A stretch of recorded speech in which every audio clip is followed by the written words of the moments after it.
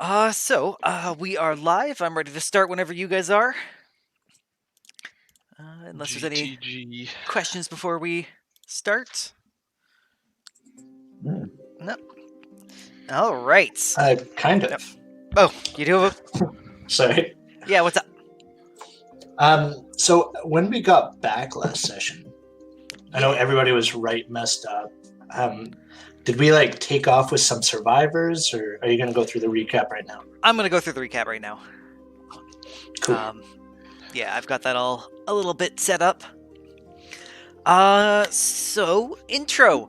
Good evening, hello, and welcome to another night of Apotheosis. I am your Game Master, Mick Holmes, and with me tonight I have my erudite friends, including Grey Song of Alanith, played by Sean. No, Chauncey, I do not believe there is in fact a Druids Gone Wild calendar. We have Zachary the Strong, played by Eric. This one is called Zachary. We've got Chauncey Hawkinstone, played by Aaron. I just derailed. Now I know how Kinari feels. Yeah. Don't take life too seriously. None of us are making it out alive. And LK Forgnath, played by Rich. Well, the variety of languages in these planes is scintillating. Krenari, played by Eric R., will not be with us tonight, so Krenari is going to stay behind on the plains, researching some stuff. Tonight we have some maps from Gabriel Prickard's new Swamp set on Roll20.net/marketplace, or rather the Roll20 marketplace. I'm not sure what the URL is. We got music brought to you by Aaron Crow and filmmusic.io. As always, check out my Patreon at patreon.com/MickHolmes for more Apotheosis goodies and features. And let's jump straight into the catch-up from last week. Last week ended with our adventurers fleeing the burning monastery in Buakanam. Our adventurers, with the help of Mahar and Rangrim, assisted in bringing the survivors back to Iefre, where the Inquiration helped them get situated in the city, as well as sending some agents to warn other monasteries on that plane. In the coming days, many of the people of Buakunam decided to stay in Iefre, but just as many others began to roam the plains in search of a new home. Before we start the downtime recap, Glob actually wants to talk to you guys. While you guys are sort of recuperating in your little dormitory, Glob expresses, wow, that looked really dangerous. I've never seen a cat that was on fire, or a cat not on fire. But everything happened so fast, I don't really understand. When you guys were at the shrine, you saw the smoke from the fire. Why did you guys rush back to the monastery? I suppose we were worried about them.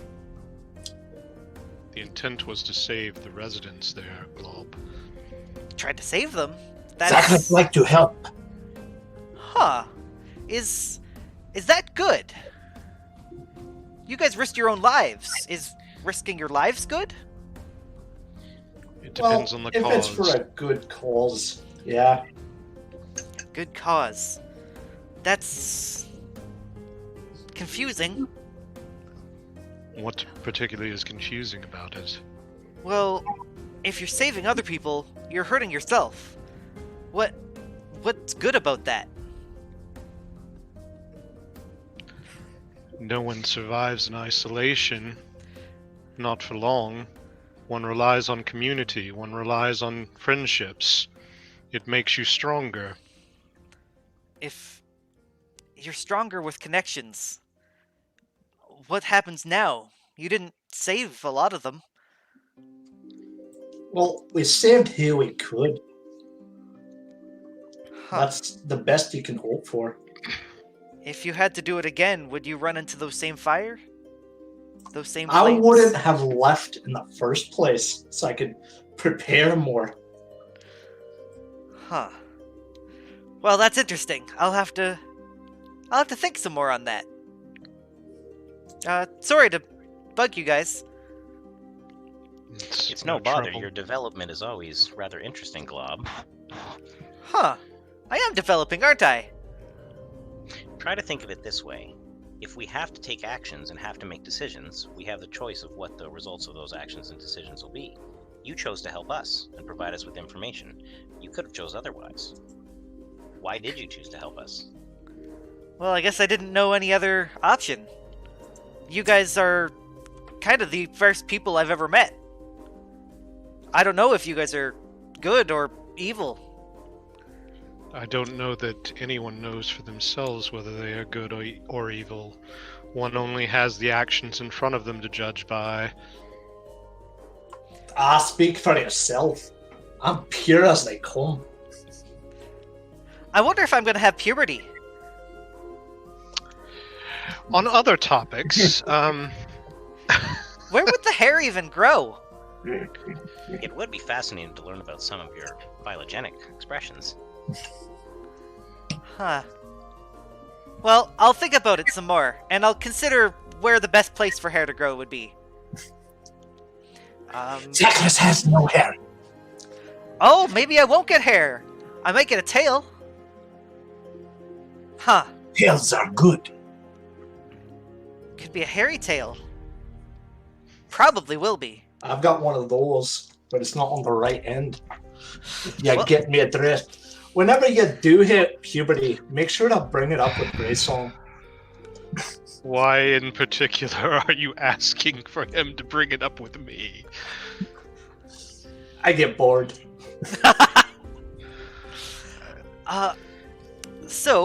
Between sessions, I gathered some actions from you guys for your downtime. God damn it, that cup is big. So last week's session, Chauncey, you actually got infected with a slumbering sickness.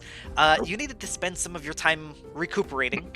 I assumed that Krenari aided you in your medicine checks and constitution saves, and it actually took you 4 days for you to recover. Mahar and Rangrim would tell you that Mahar once got it as well, and it took him a whole week to recuperate, so good on you.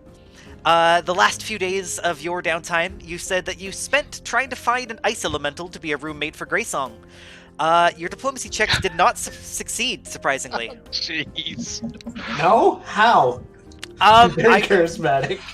mean, you only got an 18 on the roll, so yeah, I don't know. One other thing, Chauncey, while you were sort of recuperating, you had some hallucinations. You spent some time staring into a fire, as is your wont. This time, however, it stared back. It turned blue, just like the fire in Dinmataradum, and you hear Mazakin's voice. It whispers to you, "Scum, answer me." Okay, I don't know if you've been watching, but this little sickness is not an STD. I got it from a plant. You can get STDs from plants. Well, it wasn't like that. Don't How you know you about the doing? Venusian clamp? I have a message for you. Do not, under any circumstances, allow the condor to roost. It must be delivered unto me. Do this, or I flay you alive. I'm getting all kinds of mixed signals from that. I promise my condor will not roost in nobody. Now, recuperate. You're no use to me sick. Now, just wondering, can anybody else hear you, or is this caused by that plant that I totally did not have relations with? Everyone should be able to hear me. If they can't, it is because you are weak. Oh, don't say that, Mazzy. Not Throughout, everybody is as powerful and beautiful as you are. I imagine that this is sort of while Chauncey's in his own room with the little fireplace. You guys would hear this. Chauncey sort of talking to himself. You don't hear any other voice, just the crackling of a fireplace. I feel like I talk to myself quite a bit. So it's Like, I'd be probably like, Yeah, just yelling at random inanimate objects for getting in my way or not working the way they should. We're It used to is- Dante talking to himself, so It's probably not a a little more big deal, one yeah. way than typical. So So Zachris, your downtime, you, as a skilled gladiator, spent some time looking for a dojo or arena to try and make some money teaching students. You found a school for mercenary guards. You quickly found a position as a guest instructor, but unfortunately you were unfamiliar with the styles used at the school, and with a failed performance check, you weren't able to impart as much as they expected. You got paid the bare minimum and made 3 whole silver. whew, that's 3 silver more than I had. So, like I had 0, so So yeah, it works out. I got 3 silver. Yay! Greysong, you looked for some magical items. In particular, some +1 striking hand wraps of mighty blows. Hand whaps. You were assisted by Kranari. You found a merchant, a cynical Ifrit man named Nilak. He runs a general store nearby, doesn't really trade in magical items, but did actually have some supple leather gloves with the same properties. He actually tried to overcharge you a little, but surprising everyone, you managed to talk him to a reasonable price. You can buy some +1 striking hand wraps for 100 gold, which is standard market price. What do we have? We had an amount that we had saved up as a group, and I do not recall. I don't see it on the treasure handout. I forgot to put it in, and I have it listed on a much different page. Give me half a sec.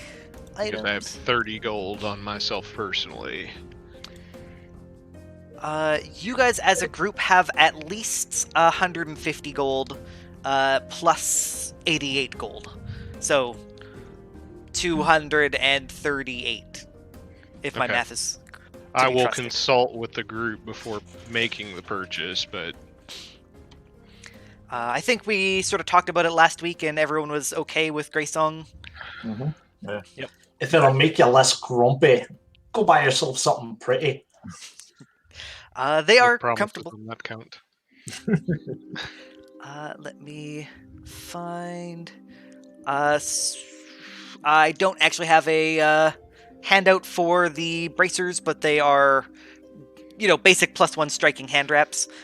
Okay. It's the same as the ones I had, except +1 damage. Is that right? No, it's +1 to hit and plus a dice of damage. Oh, Yeah, nice. it's a whole Okay. dice worth of damage. That's nice. So you also tried to find the elven artist Atia, who made those paintings that you found that connected you with your archfey, but you haven't actually seen her around where you last saw her. And next week you can begin a more thorough investigation. Okay. Okay, you spent some time with Kranari, describing as much as you could to them as of Bua Kanam. You spent the rest of your time researching in the Incarnation Library, trying to find out information regarding Greysong's paintings, how they have a similar conjuration symbol in them. And with Vamahargava's help, you actually found some interesting passages in a number of books, and came up with a theory. Your theory is that these locations are actually a sort of dimensional ley lines set up by ancient fae. They're similar to how roamers allow you to open predetermined portals. There is some precedent of some powerful fae using these conjuratively charged locations for travel. It is exceedingly rare for Fae to do this. Vamhargava and Aliska can confirm that they work with a number of Fae creatures, and none of them had ever heard of this. As for actually how to use them, or why the elven artist Atia had dreams about them, you haven't got any substantial clues yet. Okay. Kranari spent their time assisting you guys, and that was basically the crux of it. Do you guys have any questions before I go on? Nope. Nope. No, other than I do want to see if I could find somebody who is willing to craft and/or who has something available. Actually, probably to craft, because I would have done sketches of a mask that I talked about. So, like a sort of stylized wolf mask. Yeah, I can put that on your next week's downtime as sort of Okay. half the downtime. Well, I do plan on taking magical crafting eventually. Oh, cool. Yeah. So if I ever see you like sketching, I guess, blueprints for something, I'll always be like bothering you over your shoulder. Mm-hmm. So the intro to this week. A week after you returned from Bois Kunam, the four of you have been sent on another mission. In the Incuration's goal to map out all of the plains, you've been tasked with exploring a small swamp plain named Goldmuth. It has been, and Aliska will tell you that it's perfectly habitable to Kith like the four of you. Initial magical scans showed no signs of life there. Your job is essentially to spend a couple days on the plane searching, documenting any portals you find, and if possible, gather any information about the identity of the exarch of the plane. You know that it might be a creature like Kale or Dinmatara, or it might be a particular location like the mountain of Bois Kunam.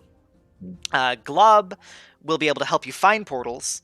And Aliska has created a small package containing some assorted adventuring gear, which is essentially an adventuring kit, if you guys are missing any kit materials, as well as... What's an exarch? Like, I have an idea of what it is, but I'm not sure. The demigod. Essentially, I decided to use the word exarch instead of demigod because demigod implies divinity, whereas some of these are like, you know, demon creatures or fey creatures or like elder gods.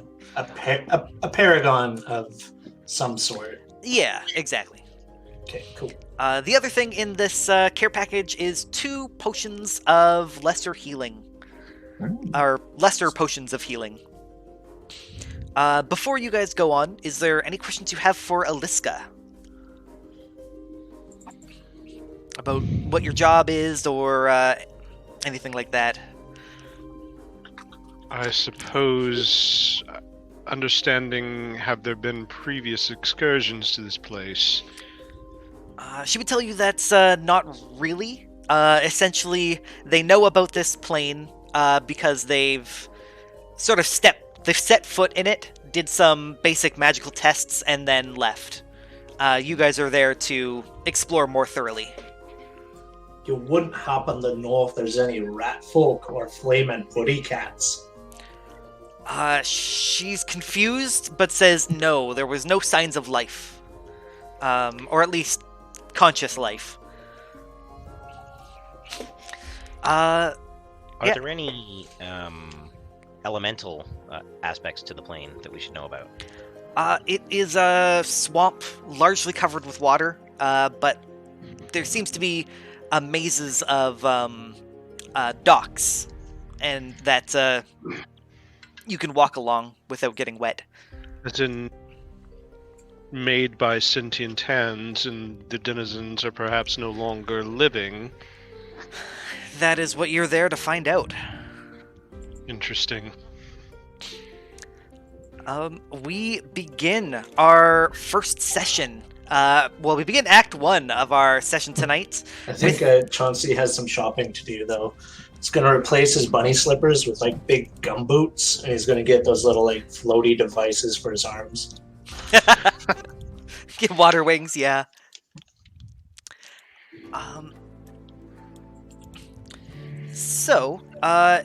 This is a example of the areas that you are in. I will zoom out a bit on the player map. I like the map. Act 1 of tonight begins with a few hours of you after you guys arrive in this plane. Around you is a murky, silent bog, punctuated with small soggy islands and tall wilting trees. The sky is a dusky purple, pitching a bluish light over everything. Though you can't identify a sun, and the color of the sky never changes. You've gotten used to the sulfuric smell permeating the area by now, but the silence around you is very disconcerting. The water seems to be only a few feet deep, but the visibility is very poor. You can, it's the mud and silt kind of fill this entire thing. Touching the water leaves an uncomfortable film on your skin. Thick wooden docks spiral the area in almost random patterns. Large thatched huts dot the area, abandoned and largely cleared out. Also placed haphazardly and not situated in any sort of communal way. You don't identify any kind of, a city or a... It just seems like this entire plain is covered with random huts. Along the docks, small shrines are positioned on the support pillars.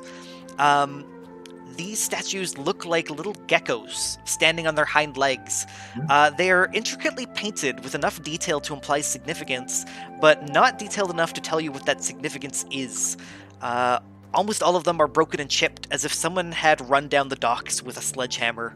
The only thing breaking the silence around you is the sound of the docks creaking beneath your feet. So there's none hole that we can find, or that we see? Sorry, say that again? There's none of them are whole or enough. You can sort of piece them together, like this one has a head still attached, this one... Zachary will try to do that. He'll try to get pieces to put it together. Once you've identified a few sort of chunks that you can put together, you can see that they're all painted with a holy symbol on top of them. Can I attempt a religion check to discern what that holy symbol means? Yeah, 100%. Alright, let's see. Well, you said you have 100%, so you can automatically. Yeah. Do any of these... Wow. Never mind. Give me half a sec, because I need to look up the entirety of this. Okay, what is this called? All of it. Making up for last week, at least for the initial roll. You can see water. Sorry about this. I can't believe I didn't write this down on my normal. The plane seems to be truth, nature, water, and dreams. Dreams is interesting. Yeah. And yeah, the dreams is the sort of hardest one to identify, as a mixture of the other three sort of form that. I will impart this to the rest of the group.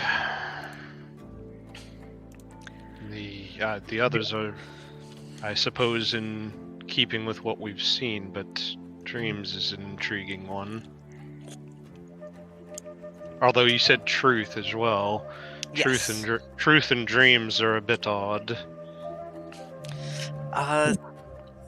So just to describe some more of the plane before I get your guys' actions, somewhere far off in the distance, you see a massive pillar of clouds, almost fully spherical clouds that seem to be falling in a pillar to the surface. From time to time, one of these massive spheres appears through the trees like a big ball of fog, slowly rolling across the water surface. Every time these balls appear, they always move in the same direction. As you guys follow these spheres, you come to a surprising sight. You find the edge of the swamp. It drops off into nothingness. You look left and right and see essentially the curvature of this edge, and it's as if this entire plain, this entire swamp, is being held in a massive bowl. The fog reaches the edge and rolls off. From here, the pillar of clouds seems less like they're falling, and more like the bowl is rising up and collecting this pillar of clouds. The last detail before we go on is Greysong. You recognize this plane. One of your paintings displays one of these huts with black reeds woven into the roof. You haven't found any planes that, or any huts that match it exactly, though. Okay. You may note that this was one of the paintings that I had. Indeed, I think I remember the one. I've been meaning to talk to you. I came across a couple discoveries in my research. The conjuration symbols, as they turned out to be. I spoke with Mahargava, and he pointed me towards some very odd findings. They appear to be fey in nature, perhaps even some rudimentary form of navigation for the planes. Those Navigation. Interesting. As a reminder to the audience, Greysong communed with his patron, an archfey, through one of these locations that was painted in another spot. Though I don't think the rest of you know this. We don't. We we would be smart to ask the artist responsible for their creation if they know anything about the connections. If I can find more out about any of these navigation symbols and anything else about roamers, I may well be able to find us a way home yet. I attempted to locate her, but could not ascertain where she had gotten off to. I too wish to know more. We should look for, and I'll pull out the painting in question, we should look for this specific location if we can find it. I agree. So, as you guys are traveling this plane, what exactly are you guys doing? What is your exploration action, I guess I'm asking? I think first I want to know, like, is there something in these huts? Do they look like they were abodes? And if so, Yeah. like, any signs of habitation? So searching or seeking is actually a secret perception check. Let me roll a secret perception check for you, Greysong. Okay, you critical.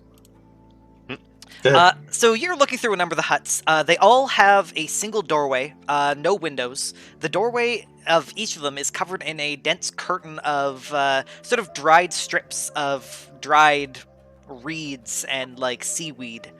As you like move the reeds to peer in, you realize that the hut it's not a curtain of reeds, it's that the entire hut is full of reeds hanging from the ceiling. There is no room in it other than sort of parting the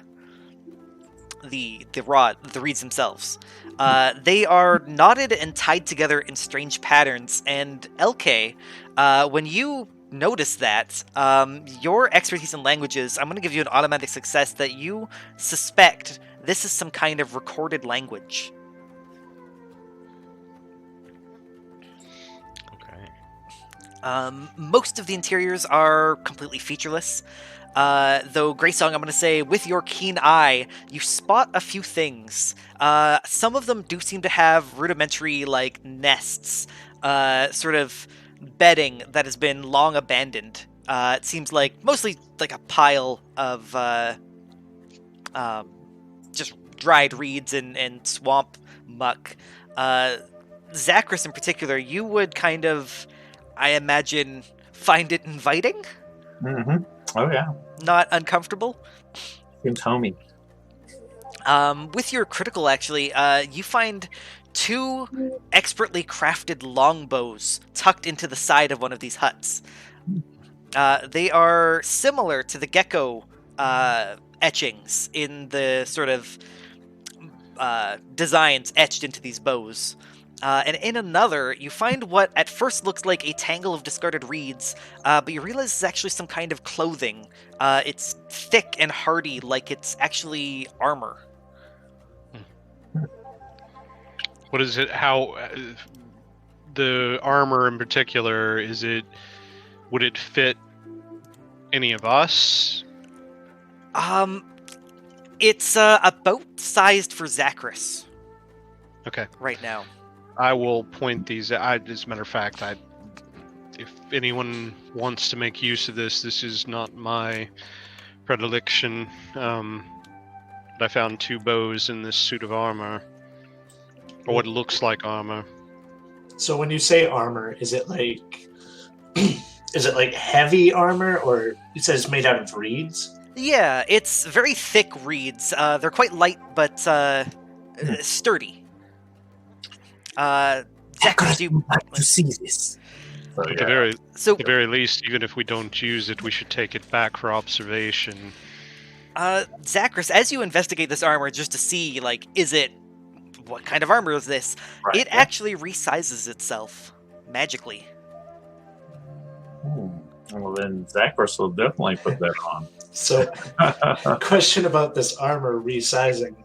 I don't know if any of us have seen Greysong like wolf out or anything, but would You it did- work? You would have seen it last week, yeah. Yeah. Yeah, we Would saw it work in wild shape or his beast form? While polymorphed, you get all of the passive abilities of objects, but none of the active abilities of objects. So it depends what this armor is. You can definitely tell that it's magical, but perhaps someone would like to try and identify it? I guess I'll do that during my search action. I'll do it away from the water because I'm assuming there's giant crocodiles in there. The water Oh, yeah. so far has been perfectly silent, perfectly smooth. The only ripples are from you guys walking on the docks. That Yeah. said, And that crocodiles. scares me. Identifying it would be a nature check, because you can identify that this is a naturally magical creation.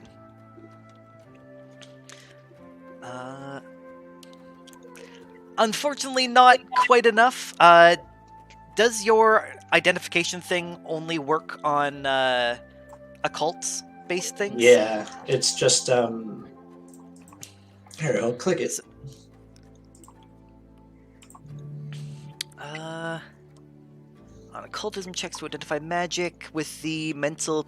Okay, so you're confident that this isn't any kind of those effects.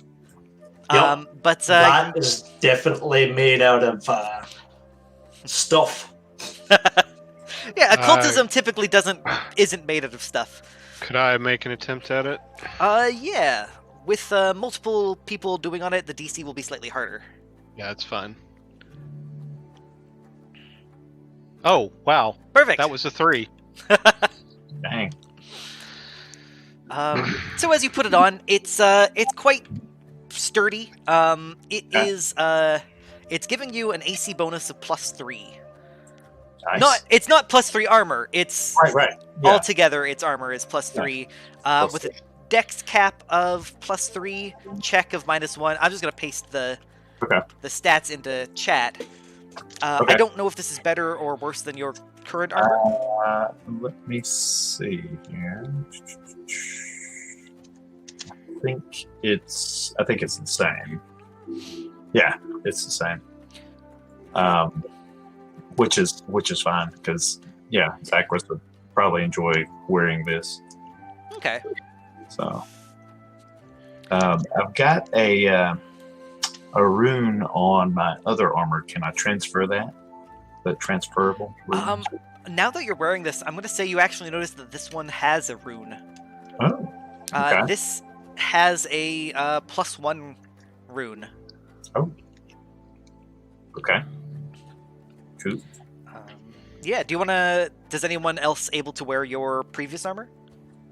I don't know. I've got hide armor, which is light, so I don't know who else can wear that. Well, a rogue should be able to use hide armor because It should be, hide.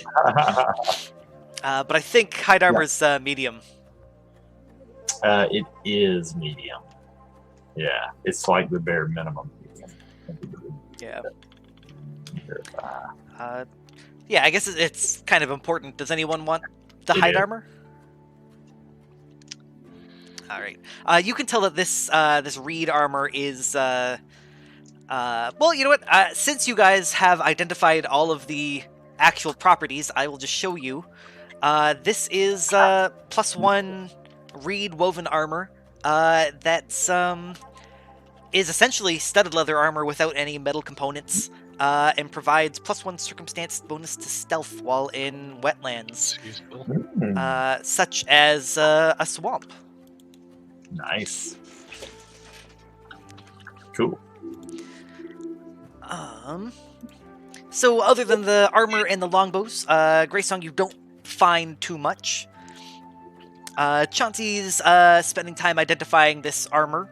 Zachris and LK, what are you guys doing? LK would have probably been thoroughly distracted, staring at the writing and kind of going over it and looking at the recorded language. Okay. And I think he would, everybody would be talking about armors and equipment and weapons behind him, and he'd be like, yeah, and he kind of start pointing at the wall, and then as soon as it resized on Zachris, he would be like, that is interesting. And he'd walk over and probably say something akin to, for Krenari's sake and for the Inquiration's sake in general, even if we don't decide to use those armors, they're probably important cultural pieces. We could certainly take them back to fill out the library's knowledge of the plane itself. I agree. Mick, I'm gonna do detect magic on the bows. Yeah, for sure. They do not ping any magic. Okay. And then LK would try and do a decipher writing, maybe, on the recorded language. Yeah, is there a check for that? I imagine it would be. Oh. Yeah, the DM or the GM just chooses. Oh, chooses a skill. No, so it's decipher writing is society. Oh yeah. Yeah, make me a society check. So I have I'm gonna do guides, just so you know I have guidance running. Yeah, +1 on it. Do you want me to be clicking those when we do these? Might be the society check for sure, but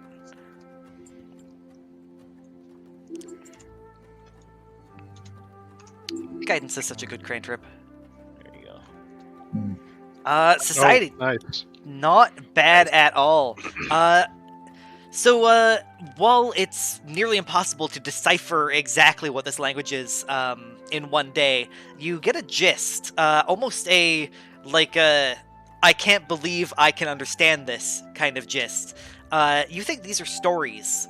Probably each of them is a story telling about the family that lived there. The reads tell of how the families vacated the plane. They all seem to have the same reason for leaving, though it is impossible for you to tell what that is. But there were people who lived here. They were likely lizard folk, now that you've really looked at this language. But yeah, they left this plane en masse. En masse. This is fascinating. I had first suspected that they might be some kind of nomadic people here based on the lack of any kind of coherent living situation presented, but this writing... Zachris, come over here. And he would kind of beckon Zachris over. Okay. And he would say, these, more than anything, just appear to be the account of people that did indeed live for some type of protracted time in here. But of particular note is that they appear to have been lizard folk in heritage. And he would kind of start pointing at the language and start noting kind of some of the basic stuff. We probably maybe talked basically about kind of language or been interested in. I've been interested probably in Zachris' language at some point, but I would point out some of the kind of similarities between what's being written there and relate that we don't know what the reason was, but that people seem to move en masse. Yeah, with Zachris' help in particular, because I don't think you know Aruxi. Zachris you can definitely, while you don't know what these mean, you can sort of see a pattern, and Aruxi has a very particular sort of beat to it, and these knots have that same pattern. So it's definitely Aruxi, though you can't really make any meaning out of any of it. Can I catch words or just... No, not really. It's each sort of knot symbol is its own word, and you have no idea what to identify. Yeah. Kind of like a different dialect of it. So. I'm ashamed to say that I don't have the requisite linguistic skills, but there does appear to be some basic information here. It would appear that the lizard folk would have migrated, perhaps en masse, due to some either catastrophic event or something at least that was large enough to affect a great deal of them. We should almost certainly record this and take it back for the incorporation's sake. Yeah, it's difficult to record, Can I though do I'm. rubbing? Could I sketch it? You could definitely sketch it. Doing a rubbing would be difficult because it's hundreds and hundreds of strands. And I that's will a problem with sketching it as well, is that it's almost Yeah. a three-dimensional story.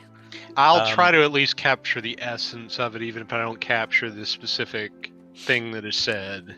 Yeah. Can we Well, cut it down or something? Yeah, you can absolutely sort of cut all of them from the roof, fold them up carefully. Yeah. Kind of roll it up, definitely maybe. collect them, yeah. Could put it in. So, Elke, are you using your magic hat? You could put it in the bag of holding. Hat of holding. I would, just as a kind of experiment, Elke would maybe look at Glob and say, Glob, you seem to have a relatively good memory, and he would show him one of the kind of strands or something, and as he puts it away or starts putting it in the hat, kind of ask Glob if he can recall what he had seen on it, in terms of how perfect his recall is of what he saw. I think there was a sailor's knot. Fair enough. He doesn't. Yeah, You he's. start dumping stuff in the hat. So yes, well, I'll certainly collect that, and put it in there. Okay. So, I've been trying to avoid that masked paper dude, Bama Garva. But do you know if he can read your mind at all? What do I know about? I've worked with him now a couple times doing stuff. So what do I know about his personality or what he's like? He is very aloof. In terms of can he read your mind, probably not. He is very, for someone who considers himself a demigod, he is very, what's the word for, like, nutty professor? Absent-minded. He, seems to only really be able to focus on the scrolls that are actively in his head right now. For viewers at home, Vama Hargava is a, very strange scroll-based being. Let me put the picture on the picture frame. Dozens of scrolls sort of weave in and out of his mind, and otherwise this wooden mask. I've been avoiding that giant, like, shit ticket. Just, he kind of creeps me out. Ticket. I'm not quite sure what his game is, but if he could read your mind, maybe if you like go talk to him, he'll be able to decipher this for you. That is a good idea. I certainly don't know if Vama Hargava has any desires to read minds or the capability. I'm not really sure that we can consider his consciousness even comparable to ours, but he certainly does have a wealth of knowledge. Is that your way of saying he's an idiot? He is certainly not an idiot. As you guys are talking, Zachris, you actually spot something. Okay. As you exit one of the huts after like cutting down all the things, you spot something in the doorway of the hut next to you. It is on the ground and almost looks like the tip of your own tail, like a blue snake. The moment you turn your head, it darts back into the hut silently. Nothing rustles or anything. I'll walk into the hut to investigate. Yeah, make me a perception check. Okay. Nice. 25. You push back the reeds and see nothing. It is empty. In fact, you are certain that it is just as empty as the last time you looked in this room. Okay. And it is just They're then. kind of scratching his head. It is just I'm then. getting a very Predator vibe, where they're like going invisible and just like. I'd say with that perception, you don't detect any kind of invisibility, and the huts are small enough that you can touch everything around it. We're just gonna get these little like 3-dot lasers just like zooming in on her faces. And while Zachris goes investigates Greysong, you hear something, which is surprising because you haven't heard anything on this plane other than your friends. Something in the distance, It reminds you of a child crying into a pillow. Does anyone else hear that? If you point it out, and everyone's quiet, you could all hear, off in the distance, somewhere to the south, or local south, is a child crying. We should investigate. What did you do, Grayson? No comment. Shall we? Chunks is gonna whip out his blade and like start moving toward the crying child. Yeah, Zachary will follow. I would probably instruct Harvey to kind of fly above us in some capacity and get some height and some vision. Harvey, if you could go up and take a look and make sure that our path is somewhat secure. There's little further on, as you guys walk down the docks towards it, you see a huddled form on the ground, on one of the docks. It looks like a child wearing brown rags, huddled over, sobbing with their head in their knees. Though the child has bluish skin and a long lizard-like tail. Glob sort of whispers to you guys and goes, "Oh no, I'm sorry. I was thinking. I didn't notice the vibrations. He vibrates kind of like Zachris does." Zacharias, have you been hitting the clubs unprotected? One other thing you notice before you guys react. It's good for hitting. One other thing you notice is Greysong. You notice that the hut, sort of adjacent to this child, is the hut with the black reeds. Zachary will start walking towards the child, like just slowly, kind of, Yeah, are you? Okay, be with him. I think he would also kind of be tapping Zagreus, and he would like fumble through some like Uruxi language, and would be like, safe, help, and he would kind of be doing it in like a unknown language to him, and patting Zagreus, look for help. The moment Greysong sees the image, he's going to just kind of quietly drift back, pull out the painting, and try to adjust himself to put himself in the spot of the perspective in the painting. As you do that, your movements creates enough wind for the reeds inside to rustle, and it beckons you in. Zachris, do you jump in the water? Yes. Do you do that with any stealth or? Yeah. Well, yeah. I'm moving quietly, kind of. Cannonball. Yeah. I'm kind of. Yeah. I mean, I'm kind of curious, so I'm trying not to startle the child. So yeah. Yeah. The child hasn't noticed you. Okay. So do you make yourself known, or? I was not going to until I get a little closer. Yeah, you can get. Do you want to make me a stealth check? Okay. I think this is also technically secret, but I don't care. Oh, okay. 13. You're quieter than some of these guys would be. Yeah. But you get I to. have a +1 to that. So. Oh, +1, so 14. Yeah. He does notice. Okay. He turns to you, and you see it looks almost like you when you were young, when you were a hatchling. It's not identical, and you realize at first it's like, oh no, it's just because lizard folk look the same. Right. Yeah. It's a different lizard folk. He doesn't have the green underneath him. He looks hungry. He's got a similar scale color to you, but with a sleeker, more gecko-like face. You think he's a cliff scale lizard folk. Beside him is an open sack, and when he spots you, he gasps and jumps to his feet, spilling most of the contents on the ground.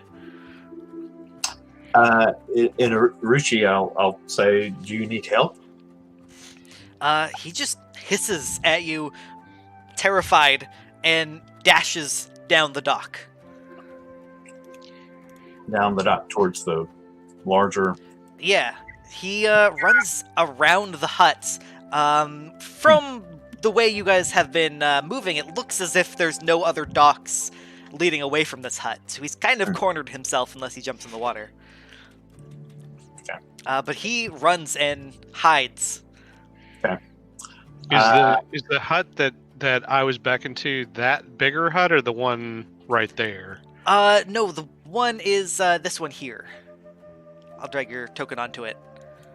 Oh, This is the one you were beckoned. Oh, okay. Chauncey and LK, what? Greysong's gone into a hut and Zachris is in the water. What do you guys do? I'm thinking this is some very clever way to split the party before combat. LK is not thinking that, so he is walking down the ramp, and he's like almost following Zachris as he moves across the puddle. And as Okay. he kind of like says something to the kid, and then the kid hisses, LK's probably like, "It must have been something in the translation, perhaps some dialect of," and he's kind of running down like the planks, trying to like keep up and both hear them and see what's going on. So he would kind of be somewhat focused there, and Harvey is probably floating kind of somewhere in between. Okay. Kind of just above head. Above the head, yeah. So yeah, you're running along the docks. Zachris, I presume you get out I will- on the other side. yes.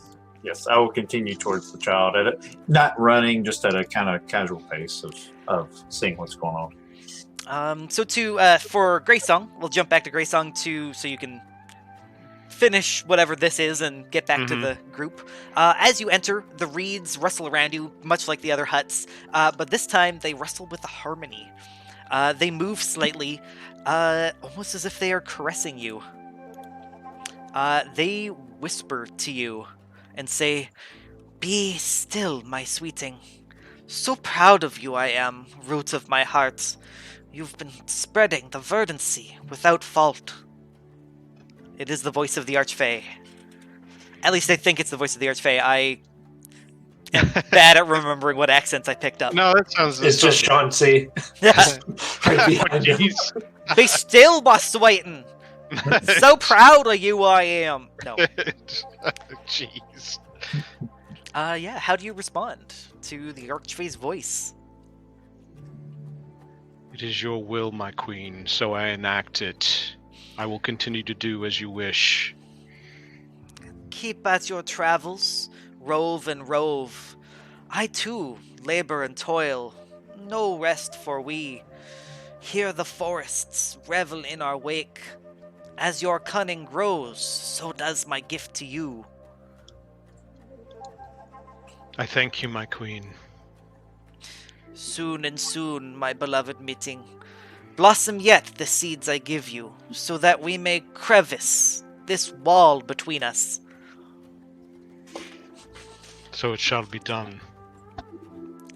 The reeds feel like a kiss on your lips before lying still. Okay. Uh, I will, I guess on the way out, like, is there a spot of, like, bare earth or something like that that I could access just outside of the hut? Yeah, underneath the docks there's bare earth. Okay, I will basically press my cheek against the earth and see if it, in fact, does as it has done before. It does. It leaves a sort of a sticky sap on the ground, barely noticeable. All right. And then I will rejoin the others. Chauncey, I think you are standing sort of nearby. Do you comment on this? Or, Greysong, do you try to hide it first? I mean, I'd look to see if anybody's, like, looking in my direction. But even if they are, I'll make it make it appear like I'm basically putting my ear to the ground. Okay. Was that conversation in Sylvan? Yes. Yeah. And it, So was it Silent. loud enough for LK to hear? He would No. dead stop and come back. Okay, good. So Yeah, he's still absolutely. I think Chauncey's just like looking around in a panic, not really paying attention to what Greysong's doing, just like making sure he knows where he is as everybody's just like leaving. Like, oh no, strange area, strange like bushes. There's probably crocodigators in that water, and just like going through all the situations where we're all gonna die.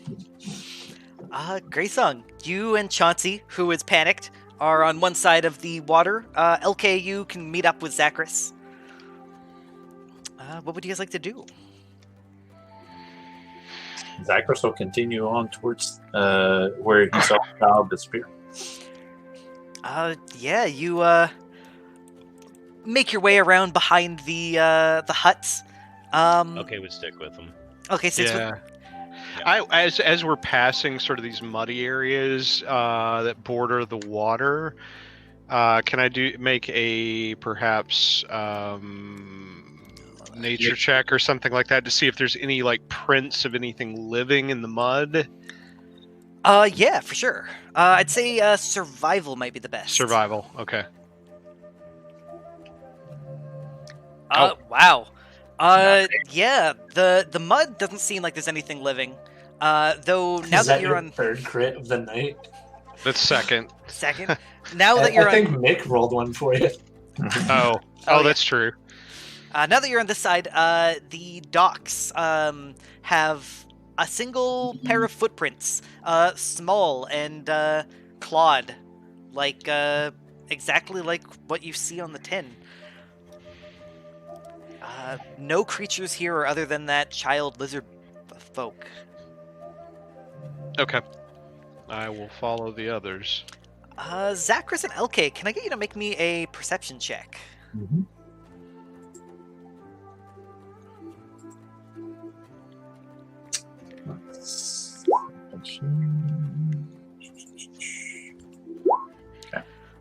So, Zachris, you're looking up and around. You're like, oh, he can climb. He probably Yeah, that's up. right. He's probably jumped in the water somewhere. And LK, you feel a slight, like, you're surprised that you notice this. You feel a slight bend in the wood when you step on it. You spot the lizard folk is clinging underneath the dock, in the like foot of air between the dock and the water. LK would probably. I don't know where he could have got to, and he would almost like look at Zachris and kind of gesture, point out down to him. That is an action, right? Point out. Yeah. Yeah, point Zachary isn't very subtle, so he'll look down and he'll say, "Where you go, little one? Why you run? We help you." You hear in Aruxi, but now that you have a roamer, you can all understand. You hear the voices saying, "Don't hurt me. I promise I won't cause you problem." We know what to hurt you. You small, you little one. We help you. We feed you. Where are your big ones? Where are your parents? He's gonna pull himself back up and around cautiously, terrified at any movement. And he says, Yeah, and Zachary will just stay where he's at. So he won't. "Mother, father, they told me I am worthless to the tribe. I show no skill or honor. I am just another mouth to feed." We all have skill we not know. You just haven't found it yet. Come, we help you. "I don't know where to go. Mother and father say..." And he sort of stops. You can tell that he seems to miss his family.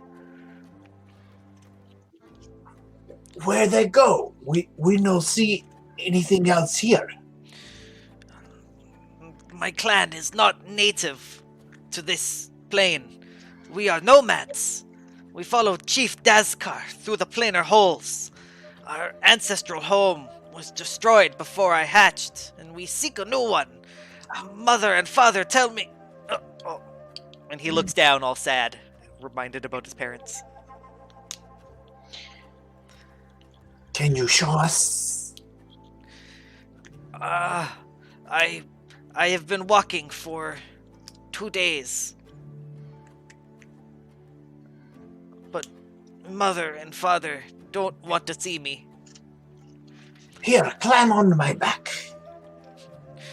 I'll kind of turn around and climb on my back. He nervously does it, and with his like sticky pads, just like literally sticks to your back, like Yeah, Yeah. It's like one of those Garfield things in the on a window, Oh yeah. on a car window. It's like you travel with skin folk. Yes, these are my friends. And I think at the mention of that, me and Grayson would have like come around the corner Yeah, by now you guys would have, for sure. to see this little one climbing on Zacharias. Don't worry, I'll get him off you. And I like started waving my weapon. He flinches. Yeah, Zacharias will kind of look at you funny. Like, what? My name is Naju. No, my name is not Naju. Gesundheit. My name is not Naju. It is Dazak. This Uh, one is for Zacharias. Does anyone want to make me a society check? Or what? A society, yeah. No, I can give one. that would Yeah. not be me. LK Yeah. is, yeah, probably. How does like assurance work? Do I know what I'm looking for in terms of difficulty ever? Assurance is specifically on a specific skill, so you have to have I have it on assurance. society. Oh, you have it in society.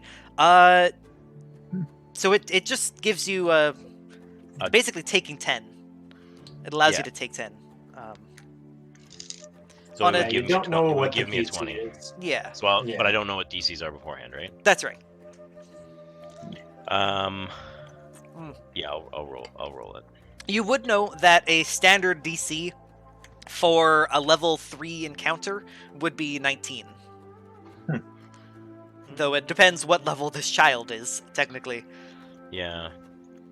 And I guess I should say LK wouldn't know that, but Secret mini or demigod. I'm rolling it. okay. Nice. So that's good. You know that in lizard folk society, a number of lizard folk tribes have separate child and adult names. The adult name they choose after they've demonstrated some kind of ritual or cunning or bravery. Which is why he says, "I'm not Naju, I am Dazak." So did he correct himself? Yes.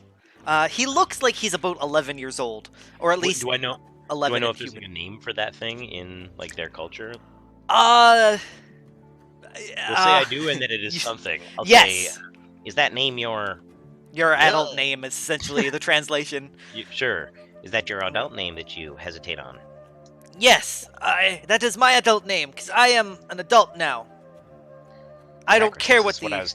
This is what I was telling you about Zacharias, the ins and outs of some of the more interesting societal habits of your people. And he would kind of note it and probably confuse the young kid a whole bunch. I care not what the elders say. I am adult. Zacharias agree. You're adult if you say so.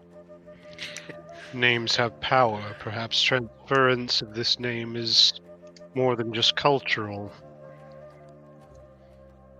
Zacharias not know what that means, but Zacharias agree. In my experience, you need not wait for your family's approval for who you want to be. If you can be, if he would probably look kind of gesture to everybody else in the group and say, "The family's largely what you make of it," and he would kind of almost be a little bit somber as he says that. Well, I don't know if that's true, because I really wanted to be a dragon when I was little. That's never happened. The plains hold all kinds of possibilities. You have no idea how many chili peppers I ate to breathe fire. Dazak is probably like, I wanted to be a fire truck. Yeah, so he sort of says, like, I have no more food. Do you have ration? I'm assuming I do. Yeah, you guys, with Yeah. the pack With that the they give you. Yeah. I'll take some food out and hand it to that.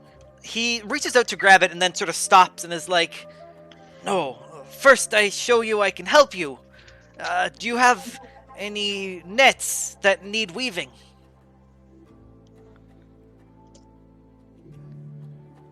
Zacharias not have net here. He's using the net, yes. I'm good at weaving fishnets. Interesting. Perhaps we can find some. Have you been here for long, or did you come through one of the gates? I came through with parents. Like I said, I've been walking for 2 days. I don't know where they are. We are tasked with exploring this plane to some degree. Perhaps if you could show us where the gates were that you came through, we could bring you back to Yefre. You may well even find work there. Certainly a good weaver is always... Well, you can we take don't me know if he's a good weaver yet. I'm gonna whip out my hammock or my bedroll. I'd be like, can you make this a little more comfy? Maybe big enough for like a beautiful lady with 6 arms.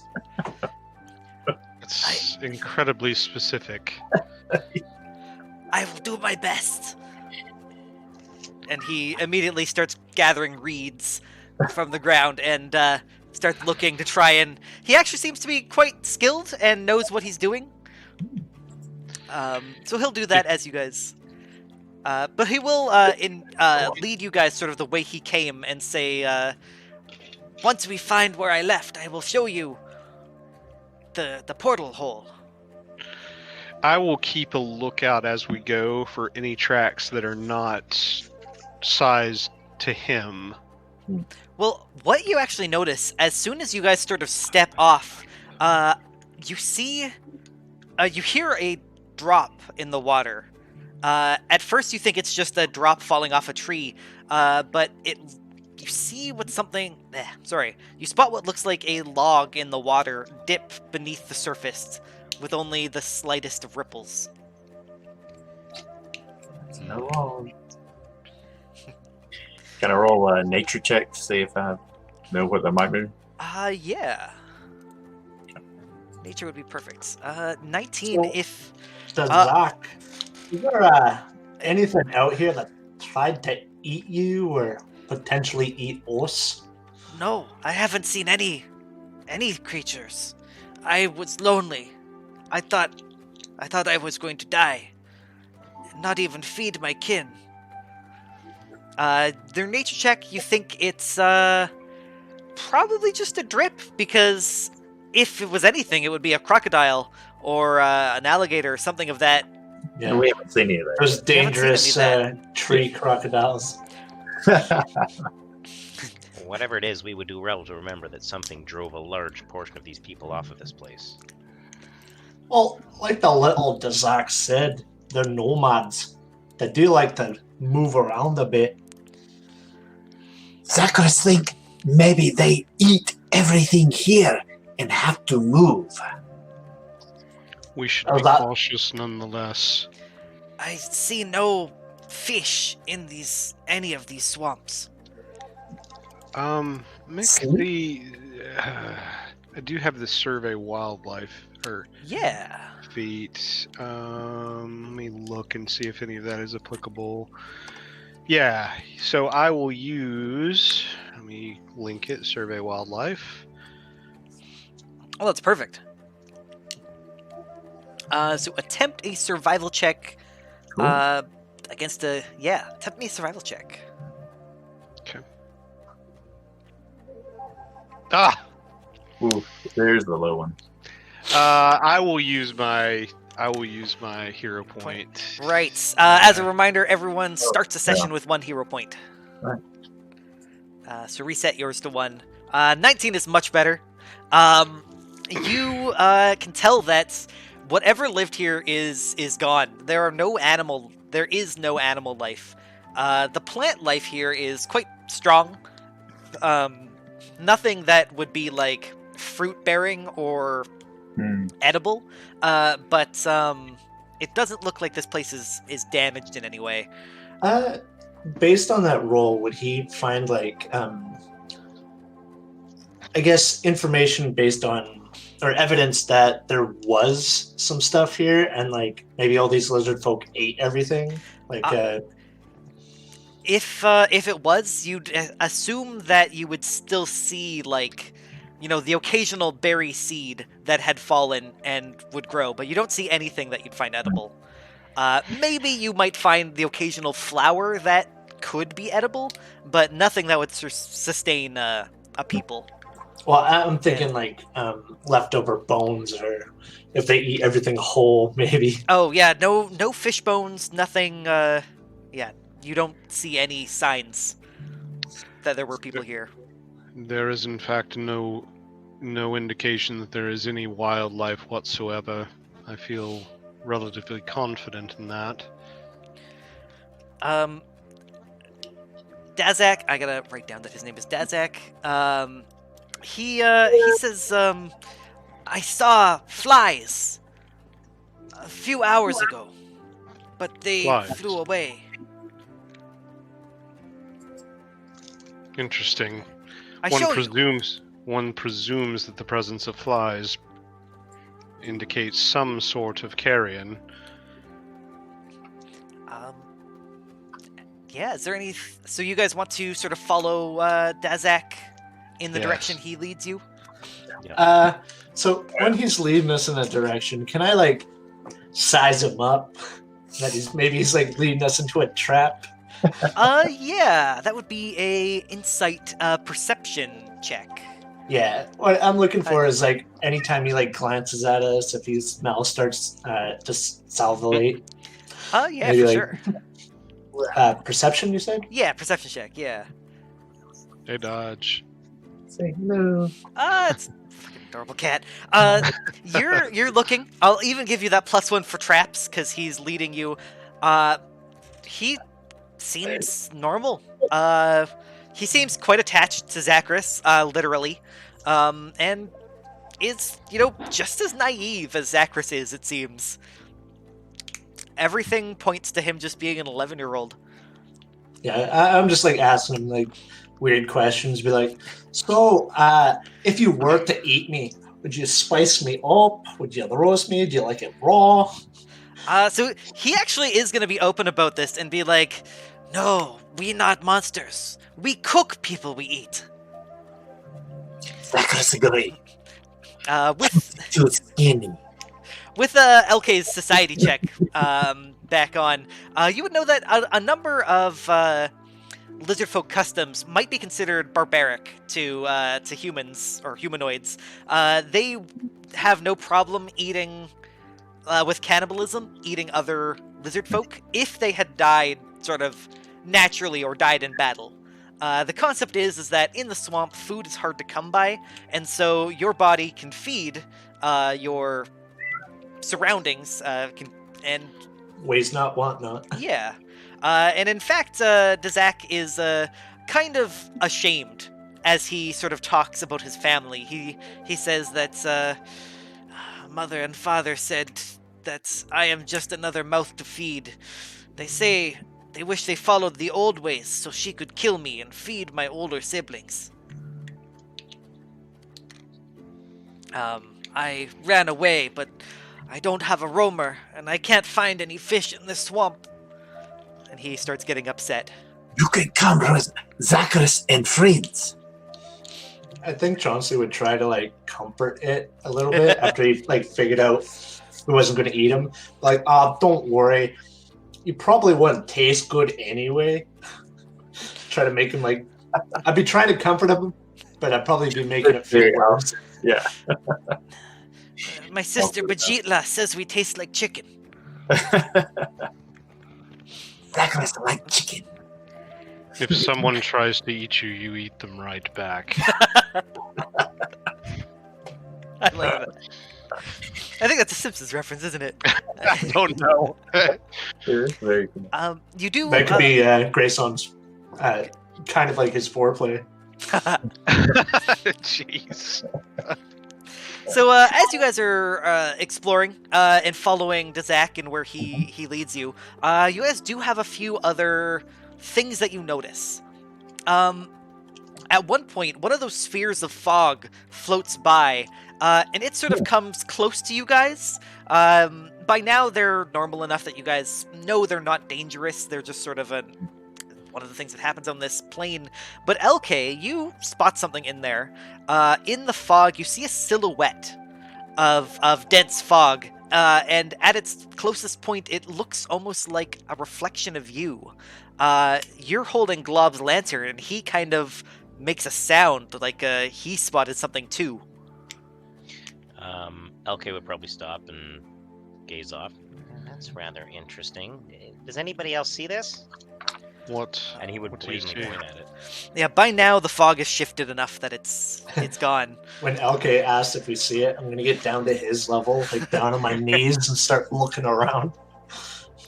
He's Glob is like, yeah, I saw something, but it looked just like you, LK, but it didn't vibrate at all. I would have sworn I saw myself, and the lantern as well. Huh. I'm just gonna write down that you called him the lantern. Well, I assume I didn't see him holding Glob. I probably saw him holding the lantern, right? Oh, right. No, you didn't see him holding the lantern. Oh, he wasn't holding the lantern. No. The silhouette was just sort of Redact gnome that. shape, yeah. I thought you were just... Is Glob making like a list of like all the transgressions we've done against him?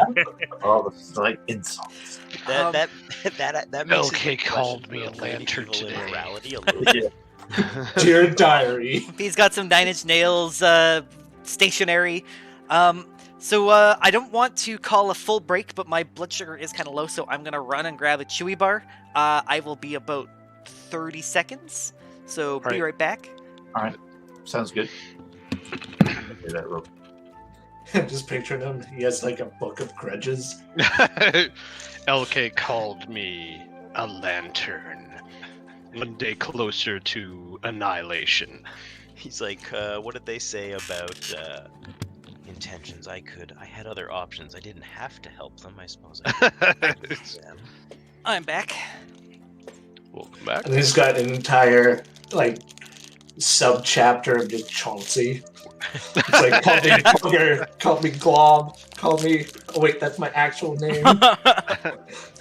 Whatever, it still made me feel bad. Oh, did Zachris run? Yeah, he said he was going to run as well for a moment. Okay. He said he'd be right back. Sorry. All good.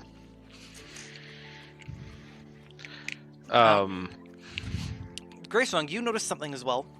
Mhm. Not in that fog, but as you sort of rustle past some reeds, you hear again the Archfey's voice. But this time it feels different. It's her voice, but it sounds like you weren't intended to hear it. It says slave, then goes silent. At the same time, Zachris hears something, but I'll wait for Zachris to get back. Did I hear that as well? No. You just heard some rustling.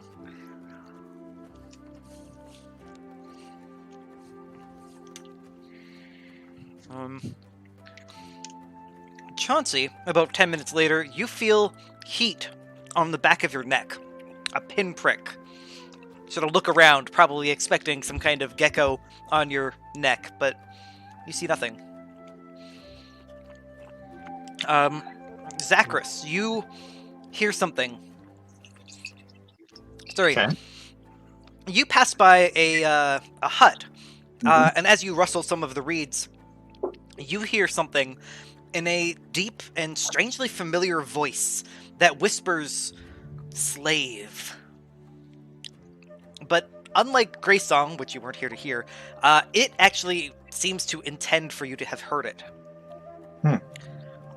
I'll kind of stop and cock my head, see if I hear anything else.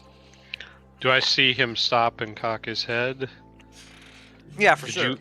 Did you hear something, Zachris? Zachris heard something. What did you hear? The word slave. Interesting. Zachris not like that. On your back, Dizak is sort of like, "Slave? I didn't hear that." What language did you hear it in? Common.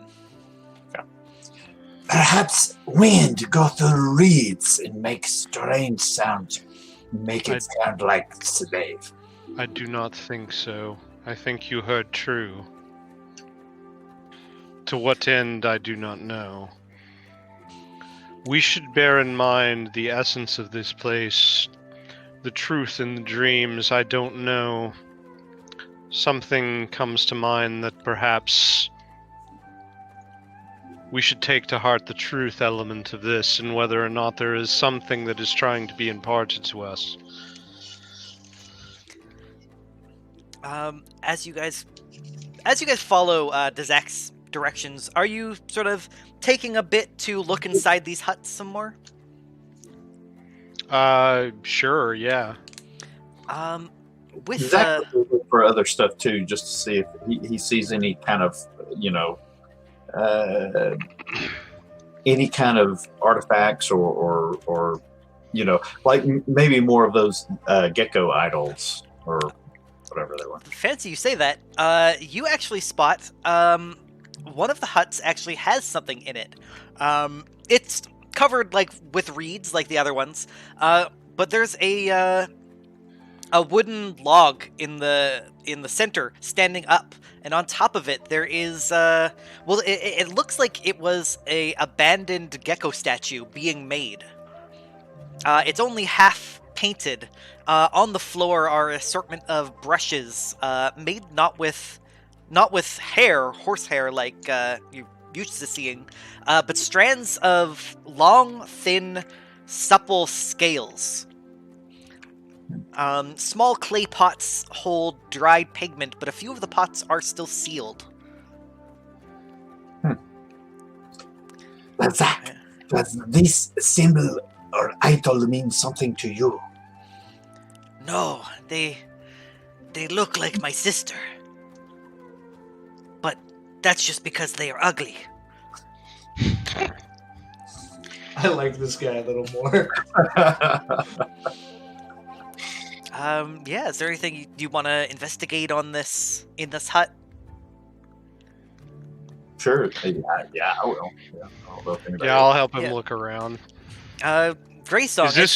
Is this where I heard the rustling? No, this is a few minutes Gotcha. later. Okay. You actually can identify these, Greysong. Well, not identify so much as you look at the paintbrushes and the paints, and they actually seem quite ingenious of a design. The scales hold paint much better than horsehair does. I will definitely take these then. Yeah, you can consider these sterling artisan's tools. Oh, nice. There's They- both ingenuity for you there. They're essentially +1 painting tools. So they're kind of like porcupine, I guess. Yeah, thing. they're They're kind of like hollow almost. Yeah, they're porcupine, but Oh, like more of like a catfish with like fish whiskers. Mm-hmm. Mm-hmm. They're definitely like Yeah, a Lizardic. lizardic, Yeah. lizardic in design. Yeah. In addition, you spot one of the tools isn't at all a painting tool. It's a what seems like a stone tightly wrapped in weeds, and it has a small tube-like thing, like a proboscis of some kind of plant, tied to it.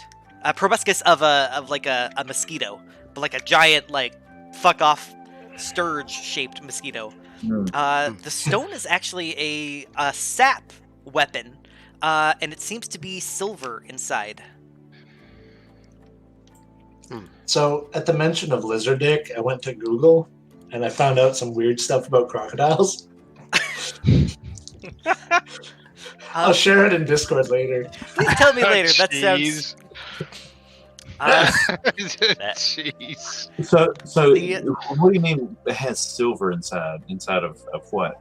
Sorry, like it's a sap, Yeah. as in the like smacking weapon, Right. but the plate inside, it's a sphere that gives it like a counterweight, Oh, and it's made of silver and actually has a rune on it.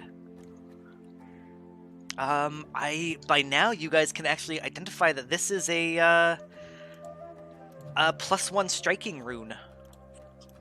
This is a +1 striking silver sap. Cool. That might be That might be good for it. Okay.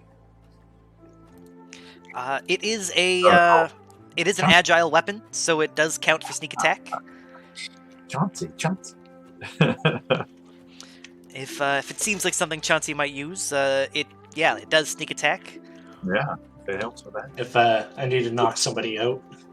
Yeah, it does do non-lethal damage, but non-lethal damage just means that they get knocked out if they are KO'd by it. Instead of me just like trying to knock them out with something very sharp. Yeah, exactly. And I mean, if they're knocked out, you can just stab them again later if you do want to kill them. So yeah, this seems like a pretty good haul of things. You're looking at the pots, Grey Song. The clay pots hold dried pigment. Looks unusable now, but some of them are sealed. Do you want to check those out? Yes, I would. So the pots have 3 rich paints of various red colors, and one pot that is a clear, oily liquid that you would recognize as a sort of a paint thinner. But you're not sure what it's made out of. Do you want to make me a nature check? I can. See nature. Gosh, I've reverted to old form. Yeah, you're not sure what this stuff is. Though you can probably guess that you're not supposed to drink it, considering it's Okay, paint thinner. fair enough. Yeah. I mean, you don't know till you try. Could I take a little bit of the paint thinner for the dried ink, see if it actually sort of restores them to where they're usable? It doesn't do it well. Okay. Not well enough to use. Okay. I can't actually apply my poison to a sap. Oh, that's true. Can't you? Well, Is if it you're just doing something, non-bludgeoning? if you want to do something non-lethal, though, that might still be useful. Well, and it's good versus werewolves and the like. Yeah. Is there a can you not add sap to? Well, I mean, a sap is like a blunt weapon, so It Can you doesn't not- actually say. Yeah, because I If think there's there are injury. Contact poisons, I guess. yeah. I'm just picturing it. It's like kind of like spoon shaped. I'm like, take your medicine. Shove it in the mouth. Yeah, I think poison weapon doesn't say anything about it not being bludgeoning. It's contact poison, and I mean if you're hit really hard with a rock, you are gonna bleed a little bit. Yeah, that's true. Yeah. So I Just saturate all like the weeds around it with it, and then just bludgeon the hell out of somebody until it grinds it into their system. Yeah. the This is just a straight up upgrade then. the proboscis that is attached to it, that is actually it seems like a talisman. Possibly magical in itself, though Gosh. what the magic is, you're not sure. That would be theoretically, you would guess that this is of natural design, natural magic. If anyone wants to try and identify it. Try nature. Yeah. Okay. Identify magic is a nature thing, right? Yeah, it's for primal magic. And yeah, you aren't. Yeah. Primal magic's not actually something you're particularly knowledgeable. I'll give it a shot. I know I'll probably have an increased DC, but I can give it a try. That is not enough for this one. okay. But yeah, the sap has a magical talisman attached to it. I can likely take a look at that later. There you go. There might be good justification for LK's connection to primal magic through Fey heritage. Maybe using arcane to help himself do some looking at it. It might just take longer, maybe. Yeah. Do you want to try it right now and sort of do it as your exploration? Sure. Yeah, Sorry, we can do this talisman's on the sap? Yeah. Okay. Yes, part of that, the handle of it. Yeah, it's sort of woven in. I thought you were gonna do an Arcana check. that. Oh, I was. Oh, that Hey, was Grayson, we can both whack people now. Freudian Yeah. rolled that. Yeah, make me an Arcana check. That is much better. This is a Bloodseeker beast, proboscis. It's a Bloodseeker beak. So it's a one-use item that when you activate the beak, you deal a extra 1d4 precision damage, and if it is a sneak attack damage, if you roll sneak attack damage on the creature, you also deal 1d4 persistent bleed damage. Wow. Cool. So it's a free action and consumable, acts once. Yeah, Chauncey, this disgusting disembodied beak appears to be perfect for your collection of oddities. And he would kind of like almost be like a little bit disgusted. What do you know of my collection? I'm gonna like look through my bag, make sure everything's locked. Right? You talk about it constantly. We all know about it. In your sleep.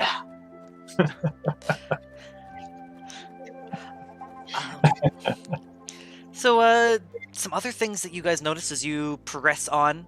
Zachris, you spot out of the corner of your eye what looks like a rather imposing human man standing in a hut doorway, though when you turn your head, it's gone. Greysong, you hear something beneath the docks, another splash. You look down and see ripples in the water, and it's at that moment when another sphere of fog rolls past. In it, you see the silhouettes of two gnome-sized creatures. They both look similar to LK, and they both whisper in LK's direction, "Useless." Do I hear Do You all hear that this time. I'll look over at LK. Did you hear a word? that? I did. This is getting a little bit uncomfortable. Dazak interrupts you, and he says, "Mom?" And you guys can see across the way from you are two lizard folk. Look like a mother and a father. I lost where it says. They look at Dazak with disgust and turn and walk away into fog, going invisible.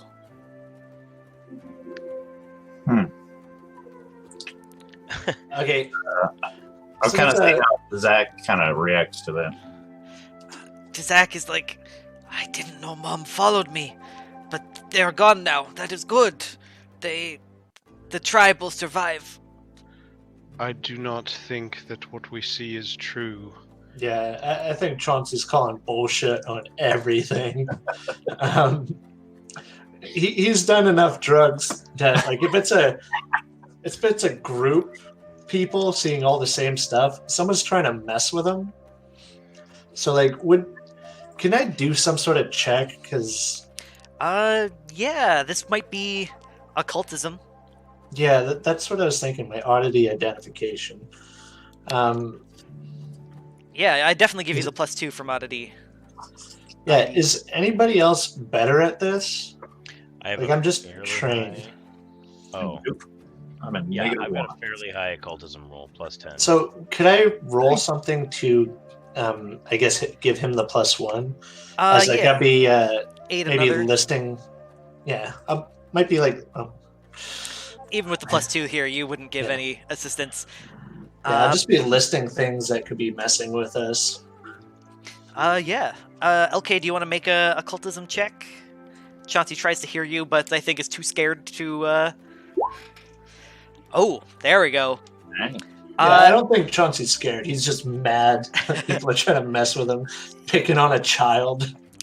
So with Glob so Glob doesn't sense anything. He's like, "I don't feel any vibrations from any of the things we've seen."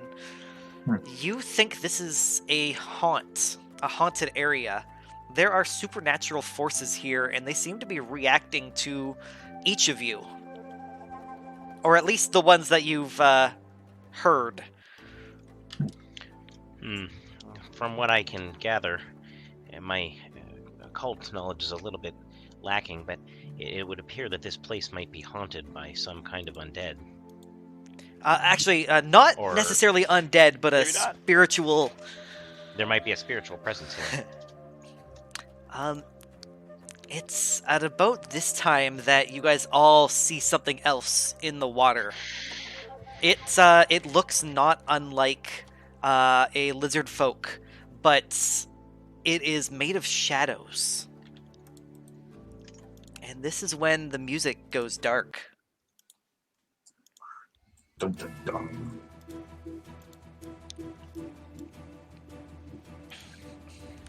As you guys stand around here with Naju, that shouldn't be Naju, that should be Dazak, because he's calling himself Dazak. Mhm. Live your truth, buddy. As you spot this sort of lizard shadow crawl from the water, moving forward like a crocodile, that man, that Zakrista, steps out of a hut to your guys' west. It looks like Hako Yelkur. Hako Yelkur is the leader of the gladiatorial pits, way back on the material plane. He is essentially Zakris's slave driver. Additionally, when Haku appears, so does a gnome who stands on one of the huts. This gnome is also sort of shadowy, like Halko is. This shadowy gnome looks much like LK, but a younger LK. LK recognizes it as his brother. Go ahead. Yackle, sorry, I shouldn't have made these names so similar. Yackle looks down and says, LK, magical experiments are perilous. Did father not say that the morn I disappeared? That we were to be beguiled by charlatans? And Hako looks at you, Zakris, and says, look at you, scrambling for that brat beside you like he's your cousin or someone. You don't have family. And it's this point that the shadow looks like he's going to attack. Alright, Zakris will, go towards Haku. You will not control Zakras anymore. I'm gonna roll us some initiatives. Okay. I have a script that has rolled everyone's perceptions. Oh, nice. So you guys don't have to roll them anymore. And I'm going to quickly... I'm gonna need that for another game. Let me add these guys in.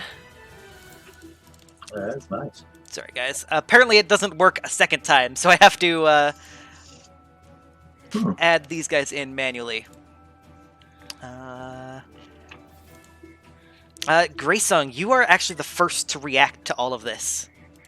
Okay, snarling, I will hunch over, and suddenly white fur sprouts everywhere, and I will take on an Arctic wolf form. So, Yeah. Can you give us your best howl? There you go. So, yeah. And then I will hold off my movement for the time being, because I don't want to put myself in melee and be subjected to an attack. So, but yes, large Arctic wolf. Is it actually is it medium or large? As a I think it's creature a size? medium. Okay. I think I'm medium size. Okay. It's animal form, so. Chauncey. What would you like to do? So it looks like these guys have their own little personal battle they're going on. So I'm gonna go fuck up this lizard. Yeah. Is it in the water or is it? It is in the water. Okay. Yeah. I should Well, mention I got my little floaties, so I should mention, What? Zakris, Whoa! you felt that the most of the swamp you went through was only about 4 feet deep. Right. It is definitely difficult terrain if you hop in. Well, how far can I jump? That would be an athletics check. A leap action. I'll look that up if you want to roll it. Yeah. My whopping. Long jump, yeah. Here we go. So, as an action... Oh yeah, long jump, not leap. Yeah, yeah. Come on, roll 20. So, long jump is... the DC of the athletics check is the total distance in feet you're attempting to move. And technically you have to you actually decide how far you move first. But we'll say you can move 15 feet towards him in the water. That'll be one action to get 25, because that's not your... That'll just be like one swift motion. The lizard hisses and at then you. I had my weapon out when Dazak was here. Yeah. I've like constantly been threatening him with it in a friendly way. But I'll get to there and I'll be like, "Come over here, ya soon to be purse." All right. And I guess that's my full turn. No, that's only 2 actions. Oh, then I'm Still gonna have- poke him with my fancy new silver sap. Yeah. That is a 16 to hit and actually misses it. No. 16 is its AC. Haha! So deadly doesn't hit, but or sneak attack. Do you poison your weapon for this? All right, so it's just 6 piercing damage. It is actually incorporeal and has resistance to damage 5. So it only takes 1 point of damage. Does silver help out at all with incorporeal? Not with this one, no. Okay. So I'm just like doing nothing to it. Take that and this and one of those. Oh, you know what I completely forgot? When the shadow appeared, I need everybody to make me a will save. Uh-oh.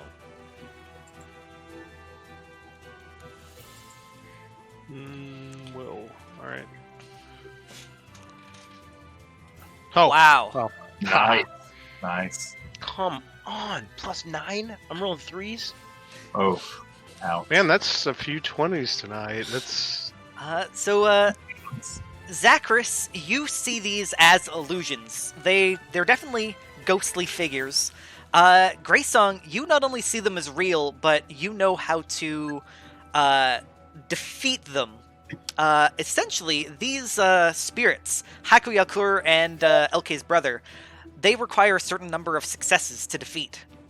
You know that, and you've gained 1 success. Chauncey and Elke, you guys aren't sure that these are not your brother and not Hakuyakur. I will communicate that they are false images. Well, I'm still going to mess up this alt image real good. Zachris, what would you like to do? All right. I will say, Zach, stay behind Zachris. He shouldn't be like, do I let go? Yes. Okay. and Pop, so pop, pop, pop. I'll move forward. I will have my Din Madarjan.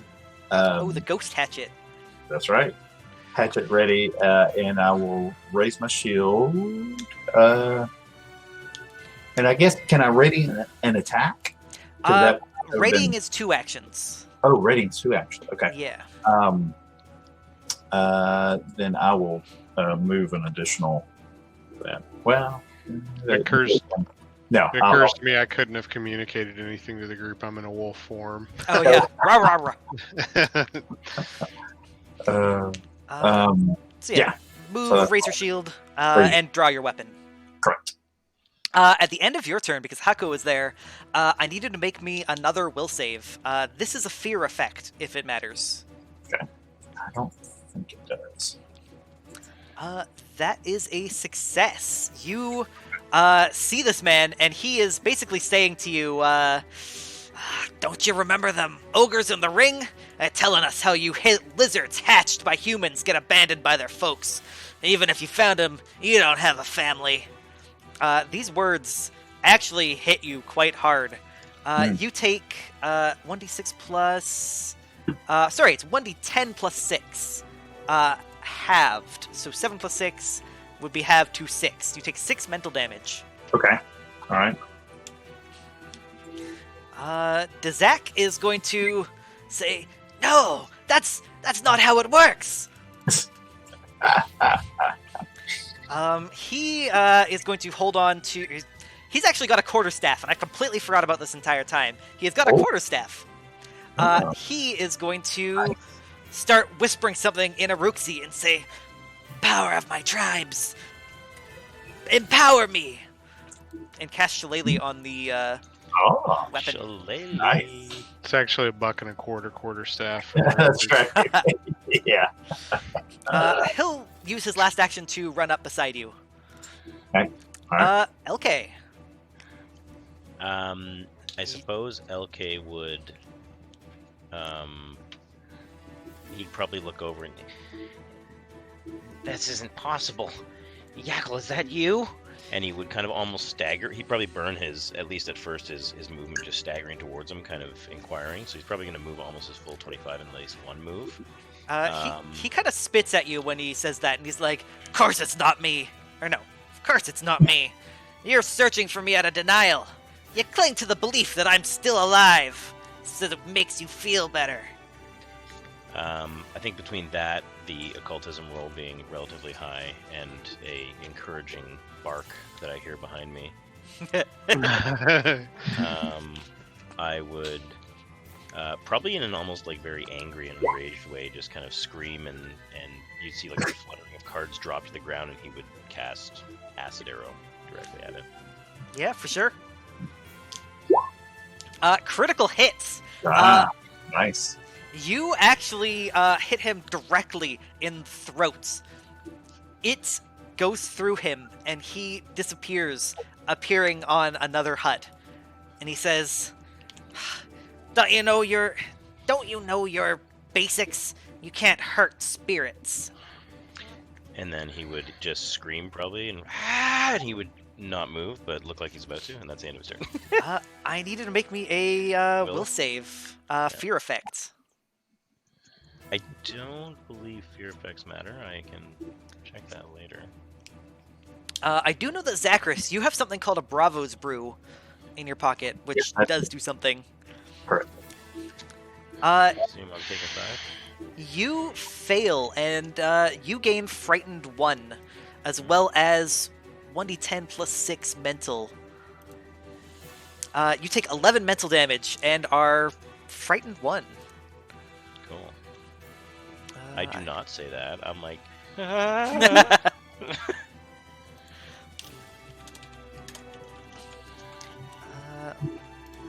we go.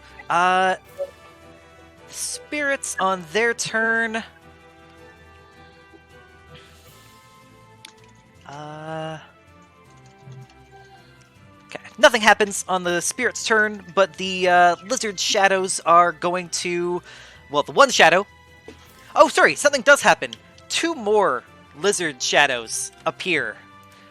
One by Haku, and another one where Yackle was sitting. The one that Chauncey's beside is going to try and bite you. With its jaws missing easily. You easily dodge. And makes a second attack. This is -5, so 16.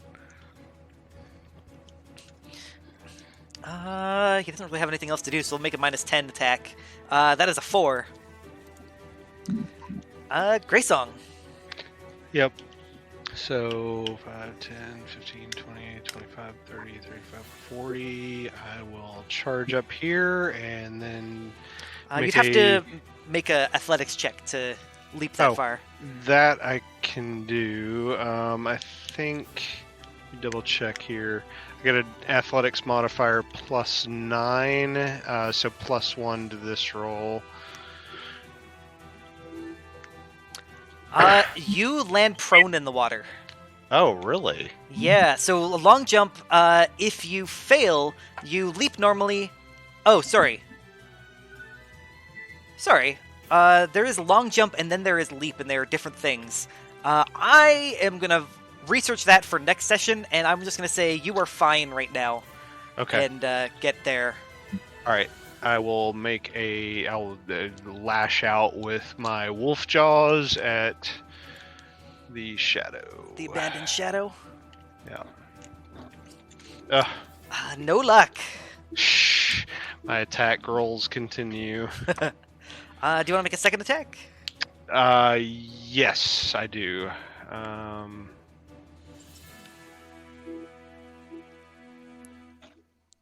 There we go. 28. That hits. Mm.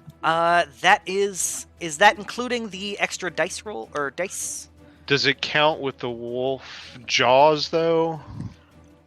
I think it would, Okay. because it is an unarmed attack. All right, so an extra 2. All right, 9. That's reduced to 4 because this isn't ghost touch. He still looks pretty beefy and scary. All right. Chauncey. So to get him flat-footed, I'd have to be on the other side of him, right? Yes. I'll say there is enough space there underneath the roof of the hut. Well, then I am definitely moving over there. I'd be like, if you take him out, I'll give you a scuba snack. 16 is gonna hit. That is gonna do sneak attack 5 plus 10 damage. That 10 damage is going to take him out. Wow. So that second attack doesn't go through. I still hit him. I gotta change that piercing damage to bludgeoning. So I mean, that second attack doesn't need. You still have a free action. That is me just pummeling the ectoplasm. Zachary. Alright. Haku is gonna say, the menagerie's big, you know. When we took you as a hatchling, your parents would have come after you if they gave a damn. Or maybe we killed them. Either way, you're never gonna have a family. Zachary has family. Zachary will kill you. I'll move forward and take an attack with the Madron hatchet. 14. That's Just like just like Yakel, he sort of teleports away and is like, Okay. "Didn't they teach you anything in the ring? You can't fight me." I will move forward. I'm not going to raise my shield. I'll move back towards him. At the end of your turn, I need to make me a fear save. Okay. Fear will save. Yeah. Oof. You succumb to the spirit's woes. You gain frightened 1 and take 5 plus 6, 11 mental damage. Okay. And frightened 1. Let me add that. Dazak is going to try and hit this guy as well. Just fully missing because Haku teleports away. He sort of shakes you, Zachary, and says, "I don't think you can kill this. Mother, father, tell us about spirits. You must use your mind." Zachary can headbutt. Yes. No. Use your meat brain. He looks at his muscles like, what? Does anyone look particularly hurt? Just our feelings. Mm. So I actually don't get sneak attack on this. Oh, no? No. But it's an agile weapon. I need finesse. You need finesse or agile. Maybe. I don't think so. That's what I read on your class yesterday. Rogue sneak attack. If you strike a creature with a flat-footed condition with an agile or finesse melee weapon, an agile or finesse unarmed attack, or a ranged weapon, you deal an extra 1d6. I am wrong. I know my shit, baby. Well, that hatchet he's got going would work as well. Yes. So Dazak is going to cast a 1-action heal on you. Okay. That is going to be 1d8 hit points. Give you 7 hit points back. Cool. Okay. Okay. You are frightened. That shouldn't be 2 rounds left. That should be going -1.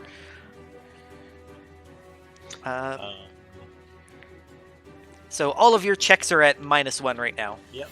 And so I have seen one of the shadows get damaged, right? Yes, but not Yeah. one of the people shadows. Not one of the people. So you would know that this is sort of an occult, or arcane, or Yeah. Can I Some- do a recall knowledge yeah, in order to 100%. like figure out how I might damage it or otherwise dispel it? Yes, for sure. Single action, and then I'll use maybe what? Yeah, recall knowledge. On Arcana, I guess. Yeah. Or yeah, is it? Or did you say it was occultism? It would be occultism. Okay. You're also really quiet if you can move your mic a bit closer. Oh, sorry. It's a coffee cup. Yeah. Now, is that include the -1 from frightened? That does not include the -1. So 17 is actually, it is enough that these creatures are definitely targeting you guys and your mental capacities. Ways that you can defeat them include using occultism rituals, which is just an occultism check action, to try and ward yourself or another person, or you can use your force of personality to convince these spirits to back down. Just scream at them, just like, ah! Some kind of diplomacy, deception, intimidation kind of checks. Also, there might be other ways as well, but with a 17, you're not sure. Fair enough. So I would probably do exactly that. LK would probably maybe use a secondary like movement to get even closer and kind of keep tracking the Yackle thing. Okay. And would say, in an effort to do exactly that, like a force of kind of will or force of character kind of check at him. What did he say to me last time about? You search out of denial. You cling to the belief I'm still alive. I cling to only that which I know. My studies have led me here. There's nothing to make me believe that you're dead. This is nothing more than an apparition, and he would kind of make his roll based off that. Yeah, for sure. I'll give you a +2 on that, because that makes sense. What do I roll it with? Occultism. Oh, I guess, or diplomacy. I guess you could also make a will save to focus your mind against them. Occultism. Okay, occultism. Oh, I have. Okay, is this an action as well? This is an action, right? This is an Yes? action, yeah. Okay. That is going to succeed. He is going to fade slightly as if he was hurt, but still sort of spits down at you and says, "Your studies? You are no closer to discovering the ring's secrets than you were 5 years ago, and now you have a massive planar library at your fingertips." Seeing the damage as he says that, he would kind of probably smile and say, "Yes, I do."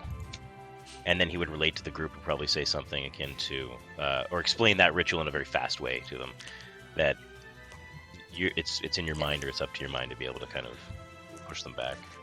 To Zachris, I guess. It's not anybody else that's dealing with one of these copies, right? Yeah, it's Zachris. Yes. He would call that to Zachris in particular. At the end of your turn, I do need one more will save from you. You're at -1 from this because of your frightened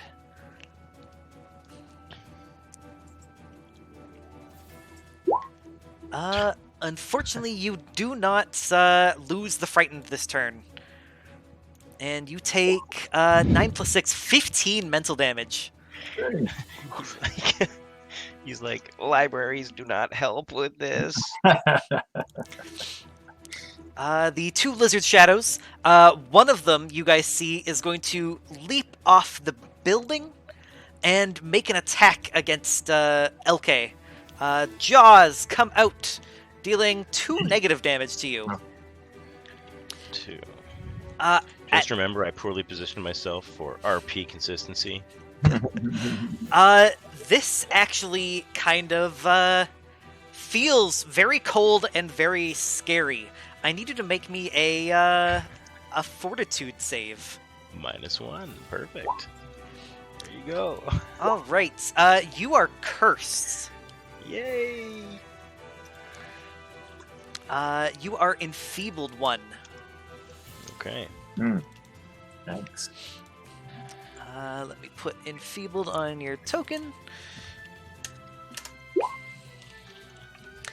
Then the one over by Zachris is going to use a special ability it has called Lurching Charge. Strides twice, then makes a Jaws strike. Did it move 20? It did. It was 25. It's 25. So it moves up to you and makes an attack with +2. That's going to be a 18. Miss. Then you are fine. I guess it has one more action. It's going to make one more attack. Okay. That is, 25. 25 will hit. 24, rather. But crits for 6 damage, and I need you to make me a fortitude save. Okay. You are not cursed. Just a quick question. What was the timing like since I last cast guidance? That would have been like when we first arrived at the swamps. That would have been a few hours ago. Okay. Yep, yeah. we're good. At the end of his turn, 2 more shadows appear. And Greysong. Yeah, I will. I guess run over here to help LK and take an attack at that one. Yeah. 25 is not a crit, but it hits like crazy. 7 damage is going to effectively bloody it. Okay, and I'll This take a looks second. tremendously dramatic. Take a second attack. That is a crit. That is a crazy amount of damage and absolutely decimates the last shadow. Nice. Snarling, like rip its throat out, even though it's like shadow blood splatters and snarling. Nice. Frightened, enfeebled, and like at a quarter health, LK is looking up at you in amazement and says, "I'm okay. I was already feeble." Mr. Shotzi. So I keep seeing more of these guys show up. I'm thinking something's either summoning them or creating them. So I would like to take the seek action and look for the head honcho behind this bullshit. Yeah, for sure. So it's just perceived, right? Yeah, just perception. 21. You see, I want to say like silhouettes in the air, like heats patterns almost, wavers that look like they're all trailing back to Hako and Yakel. If they are destroyed, then perhaps everything else will stop. Okay, and earlier LK told us that our force of will try to get rid of them. Yeah. So I would like to look up at Yakel, be like, I've seen scarier things in the toilet after a night of drinking.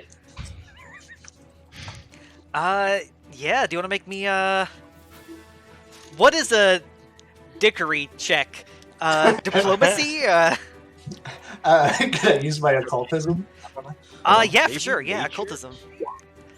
Now, what is your level of training in occultism? Are you trained or Just expert? trained. Just trained? Yeah. So you come close, but, Does my oddity thing give me a +2 for that? not for this, because it's not sort of identifying Yeah. the magic. What I will say is you notice some inconsistencies when it talks, and you're able to sort of figure out something to say to LK to give him +1 on his next check. I don't know what that is yet, but Then you have to leave it up to Chauncey. yeah, Chauncey, what do you? I'll figure it out when it comes to his turn. But next, it did take damage and then teleported over to here. So, if that's my first thing, can I climb this hut? Yeah. It's I'm gonna say that with your speed, you can get all the way to the top without making any checks. But that Awesome. would be your third action, I guess. Because seek, then occultism, then this. Perfect. I'll get up there and be like, I'm coming for you. Now that you're like 5 feet away from it, like right in its grill, you can tell that the shadow lizards are a different sort of material, if that makes sense, than these guys. These guys are just like, they're completely non-corporeal, completely, I want to say illusions, but they're mental illusions. They are like, they have thought and they are there, but you're pretty sure you can't stab it. Doesn't mean I won't try. For sure. Zachris. So can I try to, I guess, disbelieve that Hako is actually here? Yeah, so you can try an occultism check if you're trained in it to try and ward Nope. yourself from it. Nope. A diplomacy, deception, intimidation to try and scare it away, or you can, as an action, make a will save to either distrust them or accept them. I will make the will save then to kind of distrust it. Okay, and that's something you can do once a turn. Okay. That's not enough. Yeah. Yeah. Well, then instead, after that, I'll attack the Forsaken Shadow in front of me with the hatchet. Sounds good. That's gonna hit. 9 damage is not gonna take it out, but get it pretty damn close. Okay, I will attack it with my third action then.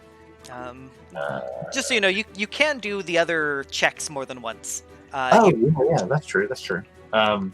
Okay, yeah, I'll try the will check one more time. Well, you can't do the will check more than Can't once. do that. What was the other one? Diplomacy, deception, intimidation. Oh, ooh, can I use the impressive performance instead of diplomacy? Yeah, I'd say so. So, kind of showing them what I can do. It's not exactly make an impression, but it is Right. effectively the same. Yeah. Yeah. That Doesn't work, unfortunately. Yeah, not good. All right. Okay, that's my turn. Dazak sees LK that you just got noshed on. He is going to cast his last heal at you. 2 action heal, which is within range of 30 feet. Does he have to move? He does have to move. So he is going to move there. That is 30 feet. And give you 1d8 plus 8. 10 healing. Cool. Your parents were wrong, my friend.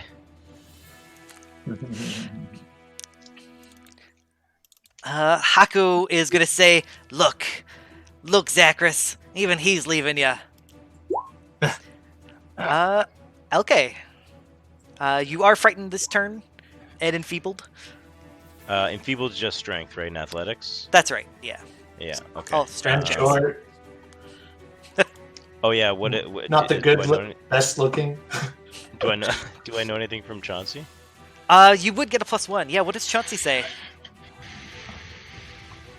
To kind of like disrupt it, right? Yeah. Yeah. Okay, so I guess I'll try to embolden him a little bit. Be like, you made him disappear with that acid bolt the other time. Don't listen to him. You're not as shit as he's making it out to be. I'm not as You shit can as do he it. is. Okay, does as a moment of like, has anybody seen the SNL sketch with like Michael Jordan looking in the mirror? You are important, capable, and worth it. And dang it, people like you. That's right. You say that. Dang it, people like me. What am I rolling off that again? Occultism? Yeah, +1 occultism. Can then- I give myself a guidance? How many actions is it? 1. 1? Oh, good, then yeah, for sure. Alright. Okay. And then Guiding yourself. I think I'm -1, right? Yeah, so you've got Okay, so +1 this is status. Yeah. 20. That's 22 actually, because of Chauncey giving you +1 as well. Right, yes. That is going to succeed. As he fades away, he says, "Accept it. In your heart, you know Father was right. Entities should not be multiplied without necessity. The simplest answer is likely the most correct." And Chauncey's just going like blah, blah, blah, to his face. Yakel disappears.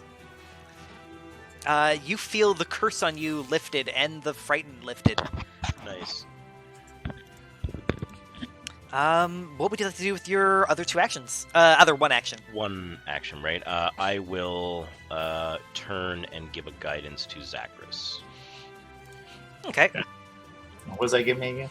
+1 Plus on one on any roll. any roll, Oh. yeah. It's basically a bardic inspiration, effectively. Yeah, I'm gonna use a Bardic Inspiration icon because I don't have any guidance icon. So the spirits are gonna go.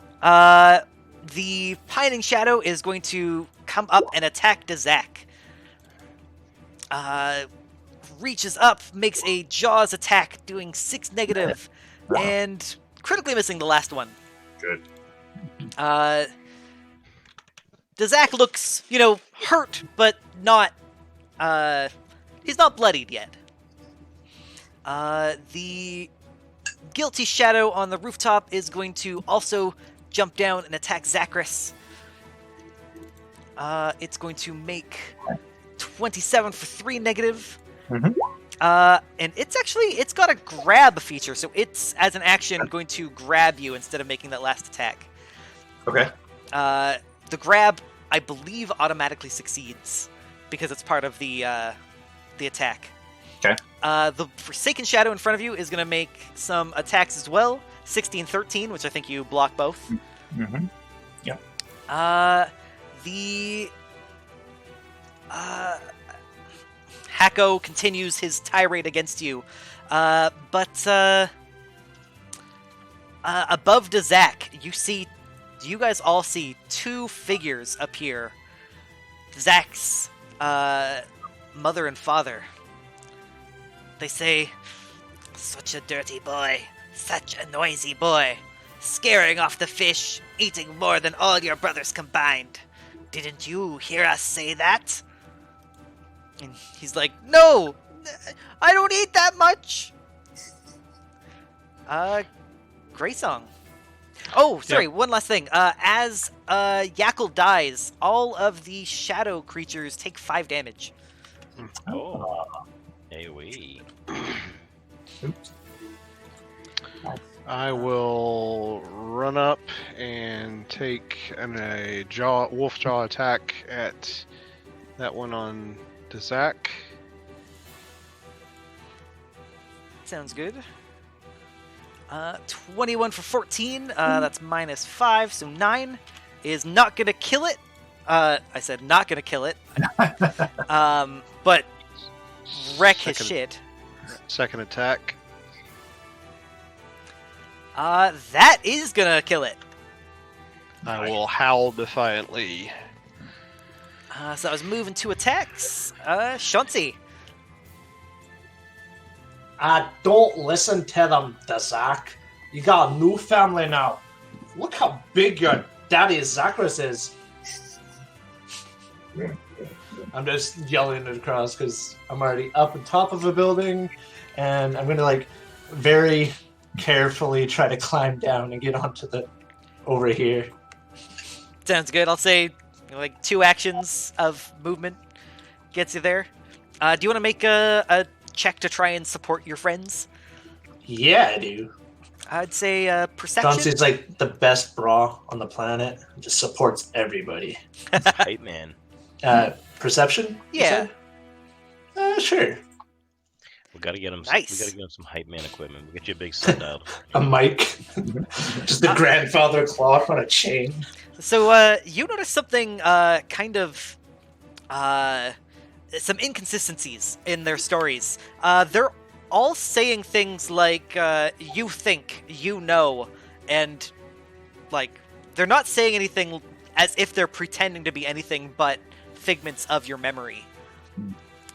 You can give either Dazak or Zachris a +1 on their next thing. As you, I guess you would say, like, they're not necessarily talking truths. They're just saying what you believe. So, like, everybody's own insecurities are taking hold. Yeah. All right, time for some epic hype men action. Yeah, That's so why Chauncey's not affected. No insecurities. who do you want to give it to? Dazak or Zachris? Zachris is a badass already, so I've already got +2. yeah, Okay. give it to the kid. Zachris. And I will take the Lesser Bravos Brew. We'll go ahead and consume that, which will give me an additional bonus to will saves. Right. Let me pop open the Bravo Brew Here, handle. I got it. Boom. Right there. Perfect. Yeah, bonus against whale saves. Double against fear. Here. Yeah. And then I will try to, again, disbelieve Hako is actually there. Yep, So. sound with a will save? Yeah. 16. Can plus- I add the plus the inspiration? Yeah, with the guidance and the Bravo Brew, that is enough to do one of the successes on him. Okay, good. Don't worry, Dazak. Your new daddy's not that much of an alcoholic. Zacharias does not like alcohol. Well, Zacharias might like alcohol. So I was drinking the brew. I guess it would be one hand to get out, or one action to get out, one action to drink it, and then will save. Yeah, that'll work. All right. Dazak is going to sort of do the same thing. Like, no, you're not right. He's gonna start heavily drinking. Yeah. He is going to try and use his knowledge of the occult, which is not great. Actually, it's a +4. I have to roll a d20 and add 4. Wow, 22. He, Nice. yeah, disbelieves these guys. He's going to try it again. Make another d20. Ooh, what happens when I crit fail? Nothing on that one, luckily. Mhm. And he'll make a perception check, because that's something that he's not as terrible with. That is enough to... he'll give Zachris +1 on your next one. Oh, excellent. Cool. Oh, I forgot. At the end of Zachris's and Dazak's turn, I need a will save. This is a fear effect, so you get the fear +2. I'm gonna add that. +2. Okay. Good. Nice. What was the DC? The DC is 17. So Dazak actually takes the 1d10 +6. Yeah. 16. Ugh. He is sort of crumbling under his own fear, whereas you take half damage. Yep. That is. If it's a DC 17 and Zacharias rolled a 27. Oh, that was a 27. That's a crit. Yeah. Oh no! I already added. Oh, you included that. Okay. Yeah. Shh. Gotta be honest. So you take 7 mental damage. 7. All right. All right. Sorry, LK. It is your go. No worries. So I basically know that I can bolster one of them. That if those things die, it's going to do AoE to the other spirit stuff that's out. Yes. The Guilty Shadow. And I've already burned it on Zacharias. Okay, so LK is going to... I think instead of rolling for those, it's just simpler and easier. I'm going to Guidance 3 times. I'm going to give to Zach 1. To roll on his attempt on the next one for the AoE hopeful damage on that, and then I'll give 1 to Chauncey and 1 to Greysong to each bolster their attempts to then further bolster other people's attempts. Yeah, sounds good. Just a swirl of cards in the air, and LK's like chanting in some horrific gnomish dialect. The Goldmuth spirits. Hako continues his assault against you. The Zak's parent says, "You are not the Zak. You are Naju. Chief Dazkar says tribe is important. You know that you are the weakest scale. You ran away. Not only will you die alone, but your meat will turn to dust and not even feed your kin." Dis.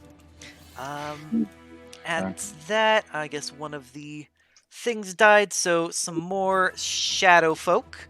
Shadow lizards are going to appear. One up in the water above Greysong, another one where Hako is standing. The 2 shadows by Zacharias have you grabbed, and they're going to make a flurry of chomp attacks. Okay. That, I think, is going to be 2 hits. Doing 14 negative damage against you. Okay. They're going to use their last action to move over here and basically flank you. Okay. Greysong. I will run up here and do 2 attacks on the Guilty Shadow.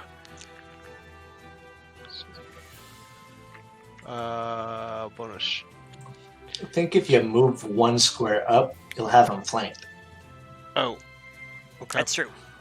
Oh yeah. Uh, No. Right there. Oh. Yeah, sorry. Too much 5e. Yeah. What is that? The flanking gives me what? He's flat-footed. He gets -2 on his AC. Gotcha. Alright. So with guidance, holy shit. Ooh. That Like, crits. Not that he needed it. That- Goddamn. Yeah. Dang. That crits and destroys him. Right, and then I'll stay where I am and howl defiantly. Chauncey. I'm going to waddle over to Dazak, get like right behind him, take my healer's kit off my bandolier on my arm, start like massaging his shoulders, and be like, "Don't listen to them. I'm sure you'd be tasty if you ever died."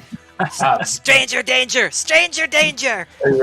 Plus, I'm pretty sure out of your new family, you have the strongest scales. Trying to just like undo everything that they just said to him. Try to butter him up. Yeah, mental battle But, medicine. but I'm going to use my assurance to just roll a 20 and heal him for 48 plus 10. 48 plus 10. Do you want to roll that, or do you got... Nice. Plus 23 is going to full him. In fullen him. I love how like oddball and weird the first time I heard Chauncey's like character ideas were, and I was like, wonder what that's ever gonna look like. And now it's like so crystal clear that walking around being like, he's your daddy in a Scottish accent and massaging people is exactly what I was described, and I have been delivered upon. Fantastic. Zachris. I will attempt a will save against Taco. Yeah. And I will add the +1. Ooh, nice. That succeeds. He disappears, basically spitting the same, like, even if you find more lizard folk to be friends with, your family is dust. And he fades away into nothingness. Sacrifice family. And then I will attack with force, second shadow. It actually takes 5 damage when Hako dies, and That's it right. dies as well. Yay. Woo. Good. So the only ones left are the Zach's mother and father. To Zach's mother and father, there's also this deranged shadow in the water, okay. as well as one up by where Hako was. I didn't see that one. Let's see. Ah, yeah. Okay. So Dazak is still struggling against his demons. Okay. I will. Since I'm a little low on the health, I will take one of the lesser potions of healing. Okay. So one action pull it out and one action drink it. Yep. 2d8 plus 4. Yeah. While you do that, Or plus 5. 2d8. Okay. Got it. Dazak, while you do that, Dazak is going to continue to sort of panic and say like, no, this is not it. He'll try and convince them, like, no, Ooh. Oh, hey. As he, cries at them, they sort of fade away, and as they do that, they say, "You let this pack of skin-kith lead you around trying to find us, but you know you are no use to us. You're no use to them. You better leave them too." And they fade to nothing. The things take some more damage. LK, you can sense that there's more coming. Oh. There's more coming. You have a turn. What would you like to do? So do I sense like where they're coming from, or is it like a premonition based on the occultism stuff, or what is it? Basically what you know is that Greysong and Chauncey haven't fought their demons yet. I don't want to fight Chauncey's demons. Okay. I'm actually very curious what Mick thinks those are. I think, for my part, I'm just going to prep for that. So I'm going to yell to everybody that we're not done with this yet. And he would point to or indicate Chauncey and the rest of them that haven't. And then I would probably... If you want, you can... I guess you could do that too. If you want, you can delay your whole turn. Basically... No, I'm going to put a mirror image up, and I'm going to put shield up. Okay, cool. Mick, just out of curiosity, we're hearing all the dialogue, right? We're hearing what they're saying to... You are all hearing everyone's, yeah. All right, just curious. The spirits... on top of one of the buildings steps out a beautiful woman that none of you recognize, but Greysong does. It is a woman that you know as the Archfey. She steps forth and says out loud to all of you, Greysong, I call you my sweet thing, my meeting, my dearest. You love and adore me. Is that not right? At the same time as that, 2 more shadows appear. This time it's LK and Kranari. They speak not to you guys, but... Well, at first, LK, they look like they're speaking to you, but actually, they speak to Glob. And they say, "What a disgusting being! It is true, I have traveled far and spoken to many monsters, but that slime is by far the most hideous. Okay. more shadows appear. I fully thought that LK and Krenari were going to come out and mock Chauncey for being stupid. The exploited shadow runs over and double axe to get to Zachris, or rather triple axe to get there. The deranged shadow is going to move up and try and actually no, it bypasses Chauncey and goes straight for Greysong. This exploited shadow is also going to it's not going to end its turn there. It's going to end its turn here because it's not going for you, Zachris. Okay. The deranged shadow makes a jaw attack on Greysong. Oh, that will hit. 25, 6 damage. And it'll make a second attack. 23 for 6 damage. No, that's -5. Yeah, that'll miss then. 18? Alright. Yep, I'm at 20 currently. Glob, I'm gonna put at LK's turn, and he is like, What? I don't. Yeah, exactly. Do I think those things? So Greysong, you can't respond in voice because you're speaking, but we can say that you can assume the Archfey can hear your voice. Okay. In addition, you've already done 1 damage to her at the beginning of your turn, or at the beginning of the combat. Okay. I will howl defiantly at the Archfey, if I may. No, you will never have me. As all Fey, you know that I lie through sweet fangs, do I? Beckoning you closer before I strike. You are not my love. You are my chattel. Yep, I will howl with all of my will. It is a mournful, mournful cry, but still, there's like emotion and defiance in the howl. Yeah. Will save is gonna succeed. She fades out really fast. Say with her last words is, "Do you remember your wife? Do you remember your child? You cannot, and you understand that is because of me. You would follow me to the grave dirt, and I will lead you there." And she fades away. I will take a attack at the shadow in front of me.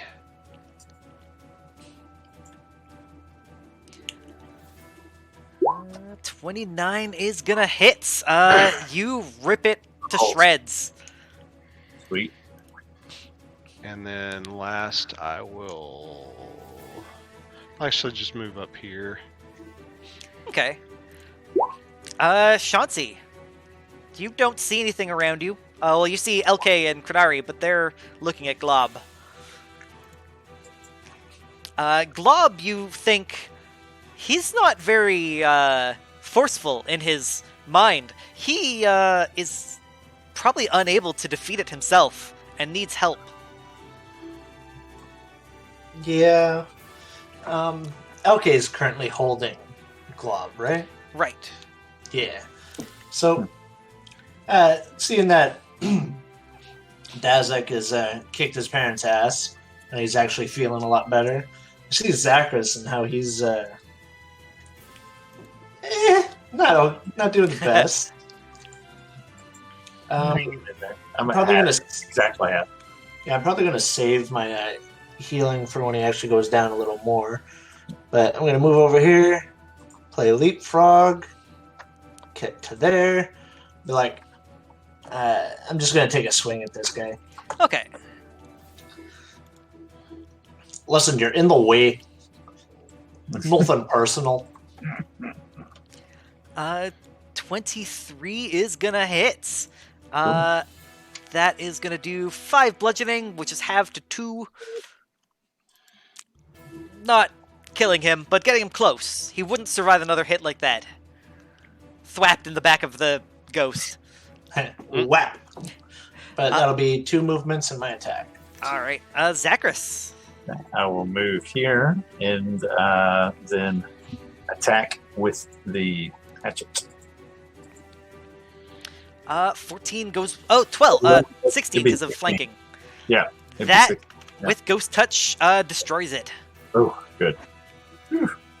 Okay. So you still have 1 more action? Yeah. Again, you kind of think that Glob was born like 2 weeks ago. Yeah. You guys might need to make checks for him. Okay. Is Glob gonna go after me or before me? Do I get to make a check for him? Yeah. He'll go after you. Yeah. How would I do that? Up to you.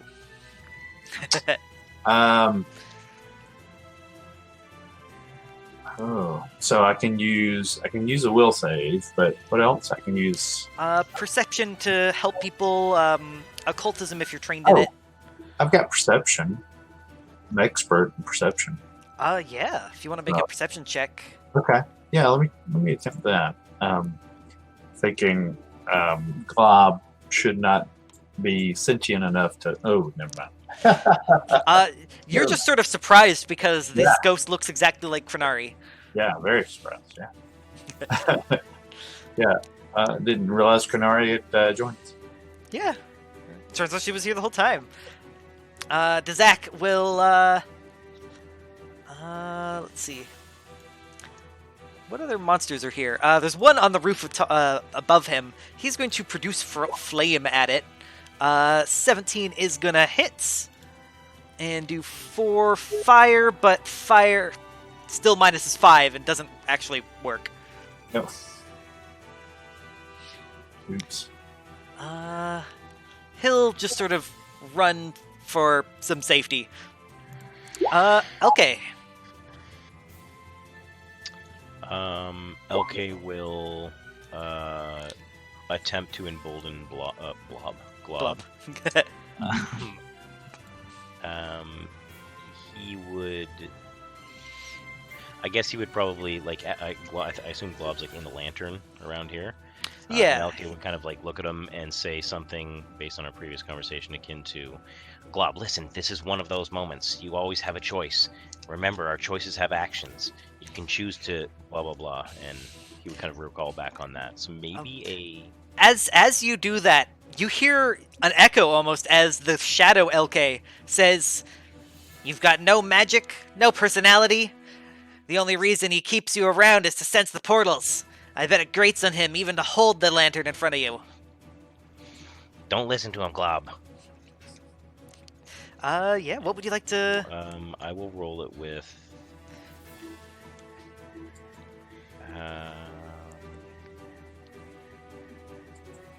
I don't know. I'd say diplomacy if you're trying to bolster him, or occultism if you want to weave in the occult rituals. Yeah, he might say something. Yeah, he might say something akin to like with that you know what I know, you know what we know, and kind of oh god. He's too distracted. So that's one of them. I'll give him a guidance with one. You do have a hero points. If I die, I want to use that. That makes sense. So hashtag Rat Queen. So I'll give Club 1 guidance, and then I will. I think that's the only thing I can do. Oh, shield. I could shield. Makes sense. Krenari says he has no knowledge, no strength. He can't even hold up. Can't even hold the lantern on his own. Yes, he is quite useless, really. He's going to make a will save. I'm just going to roll a d20 and add 3 plus guidance. He critically fails. You feel the glob stops talking and sort of begins to harden a little bit. He just whimpers more than anything. Chauncey, you are sort of bold and you're looking around expecting, nothing bad's ever going to happen. And you see behind you, the only thing you see behind you is a blue flame. The fire from the Din Mataradoom's forge. But you see nothing in it. It radiates not heat, but shame and panic. It radiates abandonment. As that That's actually pretty good. as that appears, some more shadows decide to make their appearance. Only 2 shadows appear at once. The Shamed Shadow and Insane Shadow are going to flank Chauncey. Actually, one of them is going to make its turn, and the next one is going to have flanking. So the first one with no flanking gets a 20 and a 14. Second one with flanking gets a 28 and a 15 with your -2 AC. Yeah, that 28 definitely hits. LK, the Fearful Shadow and the Enslaved Shadow are going to do the same thing. They're ostensibly attacking you, but they're going after sort of your hip where you're holding the lantern. And there are also 4 of me standing there. Oh, that's true. How does Shadow Form work? Or They, Shadow Form, Mirror Image. Mirror images. They attack if an attack would otherwise hit me based on the number of the mirror images up. It reduces the chance. So you roll for each kind of thing. So basically, you would try to hit me first. Yeah, first one gets a 19. That is my AC. Alright, so roll a d20. What is that? turn If all into? 3 are up, there's a 1 in 4 chance. So roll. A d4, I guess? There's only a. I didn't roll. I would say a 4 is what I'm trying to get. I'm trying to get high. So, What? You rolled a 1 though, right? I rolled a 1. Yes, that does hit me. Oh, it has a chart? Yes, inside okay. that, like, the. Do you want me to hit it again just so it's down here? Yeah, if you could.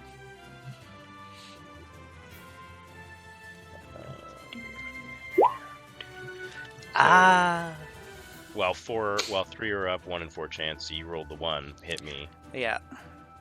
Alright. Image is destroyed, but otherwise it stays me. So what is the damage, sorry? So the first one is 6 negative damage. Yep. Second attack at a -5 is a 15. Is going to miss. This one comes at you 18, but you're flat-footed Oh, hit. against that one. So that is going to be a D6. And 1d4. This is shield. Bump it up higher than that? Oh, the shield would bump it by 1. Oh, I had shield running. Correct. Yeah. Oh. So that first attack actually misses. So you don't take the 7, but it If looks... I raise the shield, right? If you cast shield, yeah. So Oh, you right, did right, cast right, shield right, last right. turn. Yes. So I had a 20, so that first one didn't hit. This one is going to get a 20, and it's going to bite one of your mirror images. It's going to make one last attack. That's at a -5, so it misses. Did it hit one of the images or me? It hit one of your images, because it rolled a 4 on the d6. It's still a d4, I think. Oh, that's true. We'll roll a Well, 4 on the three. d4. Okay, fair enough. That makes it Greysong's turn. Yeah, I will howl defiantly at the image of LK, I guess. Making a will save, or will check. Sounds good. Let's see. Yeah. Krenari and LK begin to fade somewhat. But you can only make one of those will Yep. save per turn. Yeah.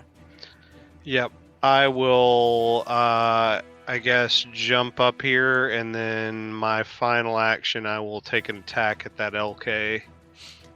Yeah.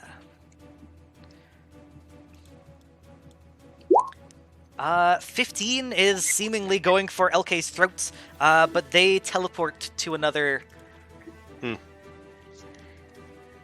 Fair enough. Chauncey, the fire just burns. I don't give a shit about that fire. My little booger's in trouble. I'm going to be just yelling at Club. Be like, don't listen to them. If it wasn't for you, we wouldn't have got out of that trash heap. You're the real hero of that adventure. Yeah, give me some kind of check. Yeah, these things aren't even real. Oof. Fuck. No luck. Not a crit fail. Alright, so you said I can make, like, I was trying to bolster his wisdom save or whatever it is on his turn. Yeah. But you said we can make it ourselves? Specifically for Glob, yes. Okay. And then I'll just try to shake my rump at them and make them disappear. That is enough, just barely. Krenari and LK just fade away without any more words. Oh, yay. All of the shadows are still alive, but they all take 5 damage. And yeah, Chauncey, you've got one more action.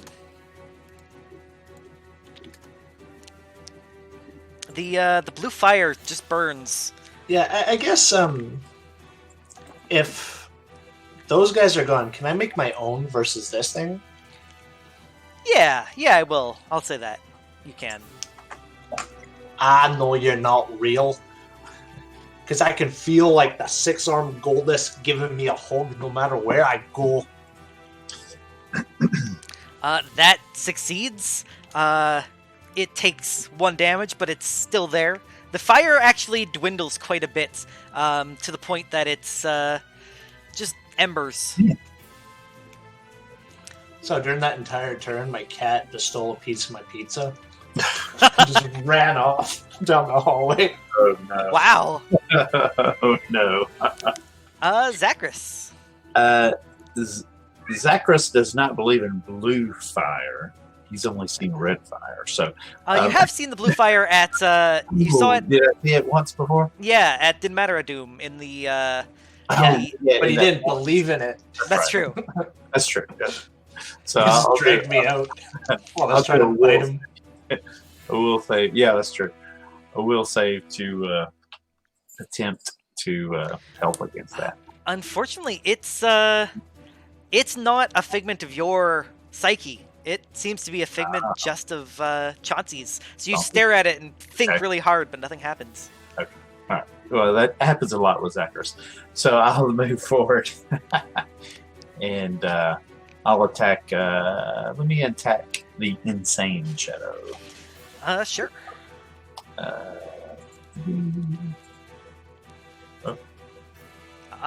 Nice. With the ghost touch, you destroy it. Okay, Decapitate it.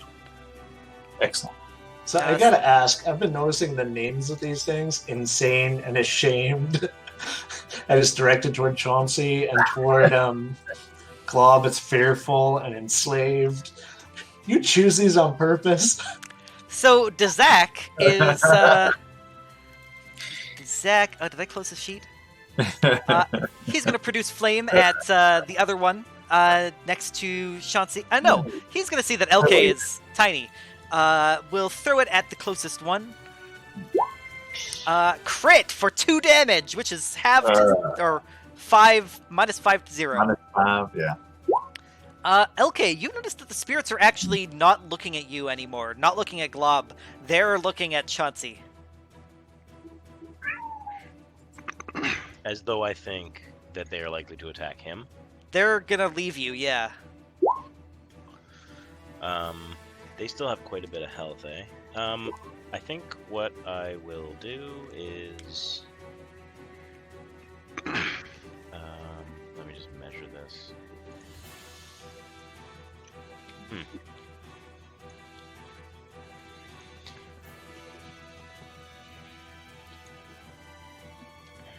Jump in the water? Yeah. There was no effect that we had happening to us for getting in the water, right? That's right. You just have a weird vinegary oil on you. So you said the water's like 2 to 3 feet high. Yeah. Poor LK. Oh, yeah. I imagine you doing this awesome, like, jump kick out, and as you're falling into the water, you're burning hands. He steps into the water, and as he runs into the water, he flicks a card in the air and turns around and opens his hand, and it burns through the card, and a cone of fire kind of comes out into it. I was picturing you jump into the water and using it like a rocket that propels you through the water. You start skipping across the surface. The enslaved shadow fails, but the fearful shadow ducks, sort of blocking some of it with the dock itself. Takes half damage, half to 0. The enslaved shadow takes 1 fire damage. Yep. the spirits are going to. The Fearful Shadow is going to double move. Triple move, I guess. But it has a lurching charge. As 2 actions, strides twice, and then makes a jaw strike, so it is going to try and bite you, Chauncey. Missing. Oh, whew. This guy is going to do sort of the same thing, ending up there. And the one to your north is going to slide over here and bites. 22 for 2 negative damage.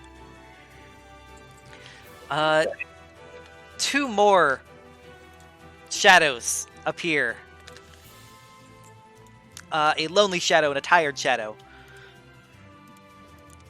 The blue fire doesn't say anything, of course. Just dwindles. Greysong.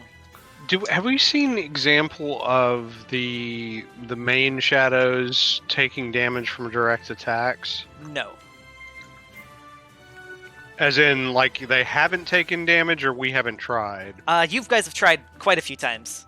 Tried Yeah. that. Tried that. Okay, Okay. shot it right in the throat with his acid bolt. Nothing happened. That was a Okay. level 2 spell. All right. Can I attack that one from up here? I thought of them as like being 10 feet high, so as a Okay. wolf, I would say unlikely. Okay, so I will jump down here. I will take an attack at the one next to Zachris.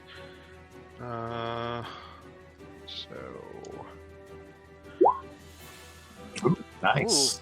That is halved to 8, but is going to, Oh no, that's a crit. That's just a full-on crit. Oh. That nice. decimates it. All right, and then I'll take an attack at the one here. A -5. That's at a -5, so that would be what? 17. Yeah, 17. 17 hits, 20 damage, halved to Sure. 10, kills Nice. it. Nice. So that was your move and 2 attacks. Chauncey. Since I see the fire dwindling, I'm just gonna walk up and like try to ignite it with my own inner fire, give it a big old hug. Yeah.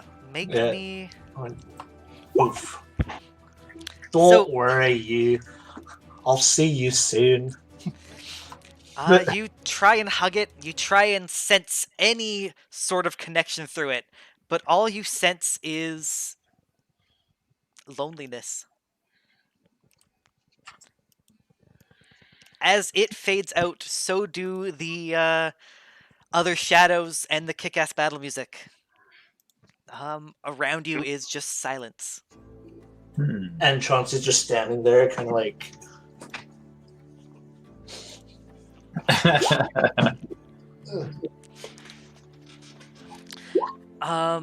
just hugging himself.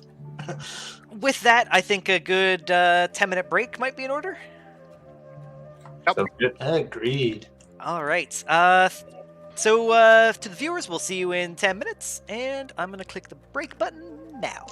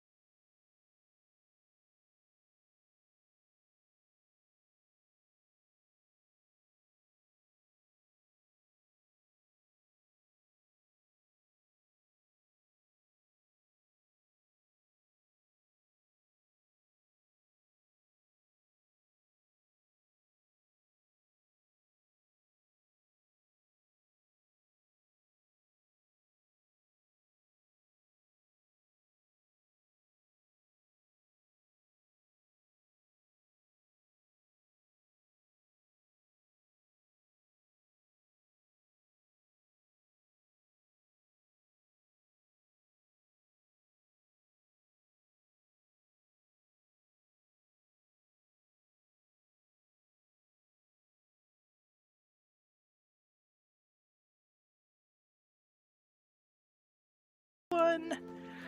And welcome back to the Erudite Fen of Goldmuth. Our brave heroes have just fought off angsty demons of their own, and you guys are now standing basically on some silent docks. As the fire of the blue flame fades away, you guys feel another presence around you. This one is not as evil as it was before. This is more a thankful, just a wind passes by you. This wind sort of caresses you, hugs you, embraces you. That's the word I was looking for. And you guys gain a special boon.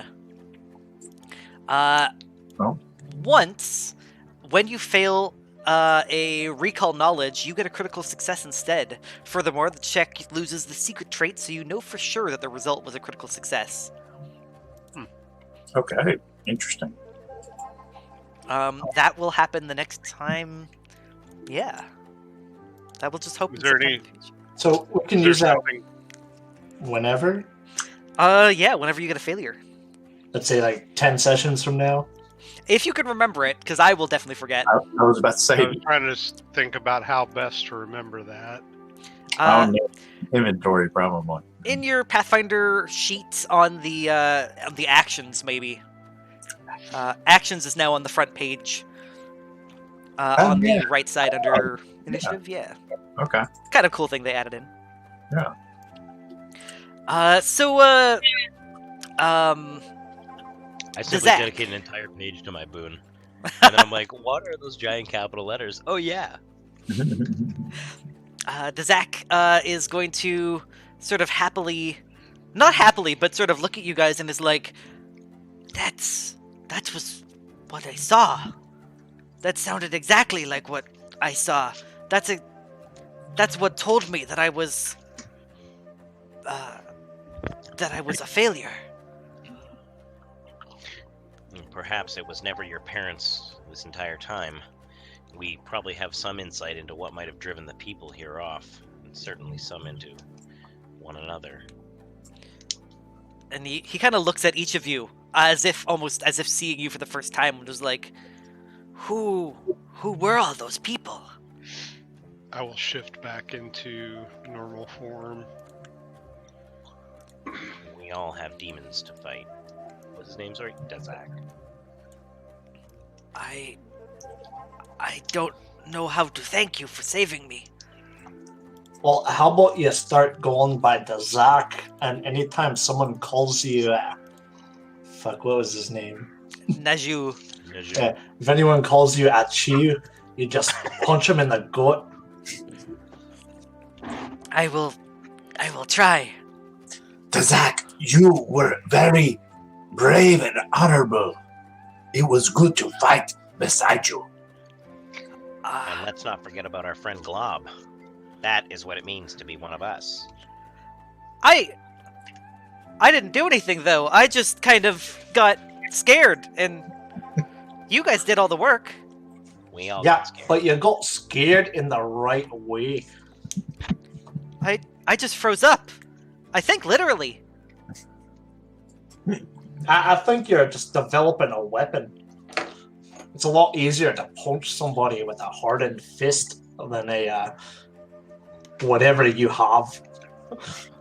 Well, I'll remember that. I'm sure I'll get fists when I grow up. I'll be fisting things left and right. Is that what you want, Chauncey? Of course, that's what I want. Yeah, right. Just Chauncey gonna wake up wipes, one morning. wipes a tear like a proud parent. Oh, my little booger's all grown up.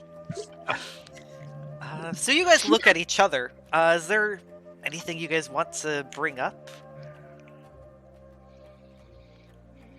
Everyone just kind of silently accepts. Greysong looks discomfited, but LK might kind of be puzzling over something, and he would probably almost ignore like the social discomfort of it and kind of snap back as likely a coping mechanism into kind of his more academic kind of bent. And he would probably say to at least Greysong and maybe Zachary that as far as Greysong's concerned, the two of us likely have something to talk about with regard to the Fae. It can't be coincidence that my lineage, your predilections, and the writing that we found, as far as it pertains to a roamer and travel in the plains, it can't just be coincidence that they all have a Fae root.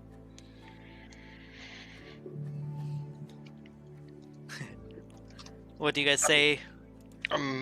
Undoubtedly.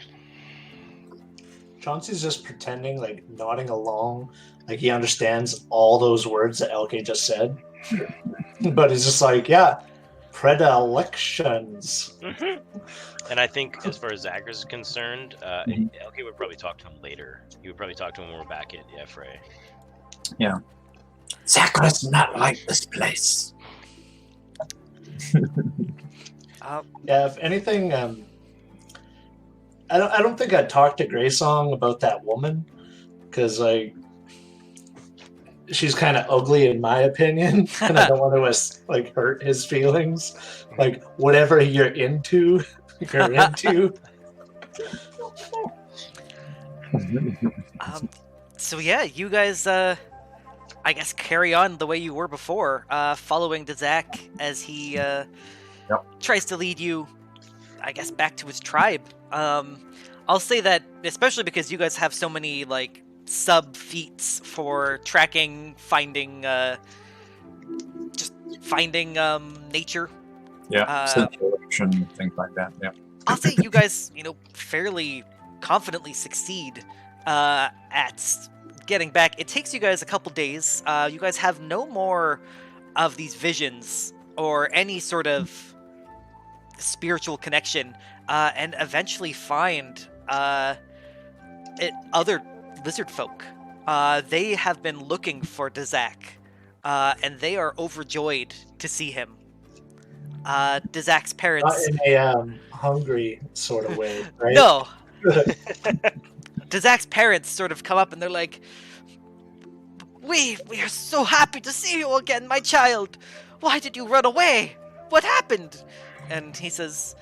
Before he says anything, I'm going to take my Heitman roll to the next level and be like, this little fella earned his name. He saved us. All four of us. Sorry, did they say Dazak? They would call him Right, Naju. say his name. Sorry. Yeah. Okay, I would nudge you, Chauncey, and point at Glob and say, 5 of us. Right. My bad. He managed to save all of us. He's earned his new name. And they're like, Naju, you have a new name? And he's like, yes, I did save them. I fought with them. I am Dazak now. They're like, yes, you are Dazak. That is a good name. Come with your family. And a bunch of other sort of lizard folk, brothers and sisters. And he's like, oh, I'm so happy to see you. I'm trying to find where the family name is because I made these family and I'm going to use them, goddammit. Please tell me you painted their own portraits too. It's like, Chakuzak, Bajitla, Chersi, Shrew, you're all here. I'm so happy to see you. What is not like the others? Shrew, they're all kind of Shah and Shah, yeah. The mother comes up and says, I am Bazka. You protected my son. For that I am ever grateful. And sort of talking mostly to you, Zacharias, because they're treating you like the leader. Yeah. It's like, you are one of us. This one is called Zacharias. I come from somewhere else, but I was glad to meet Dazak. He was very brave. Well, you are always welcome at our table. You are an honorary member of our tribe. I am honored.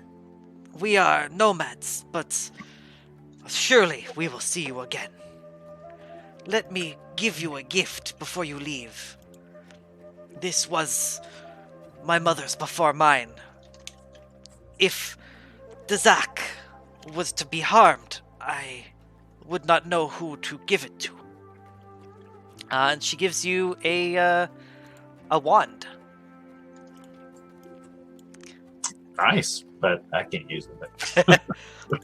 I think anyone can, but I'm not 100% sure on that. I'll check it out later.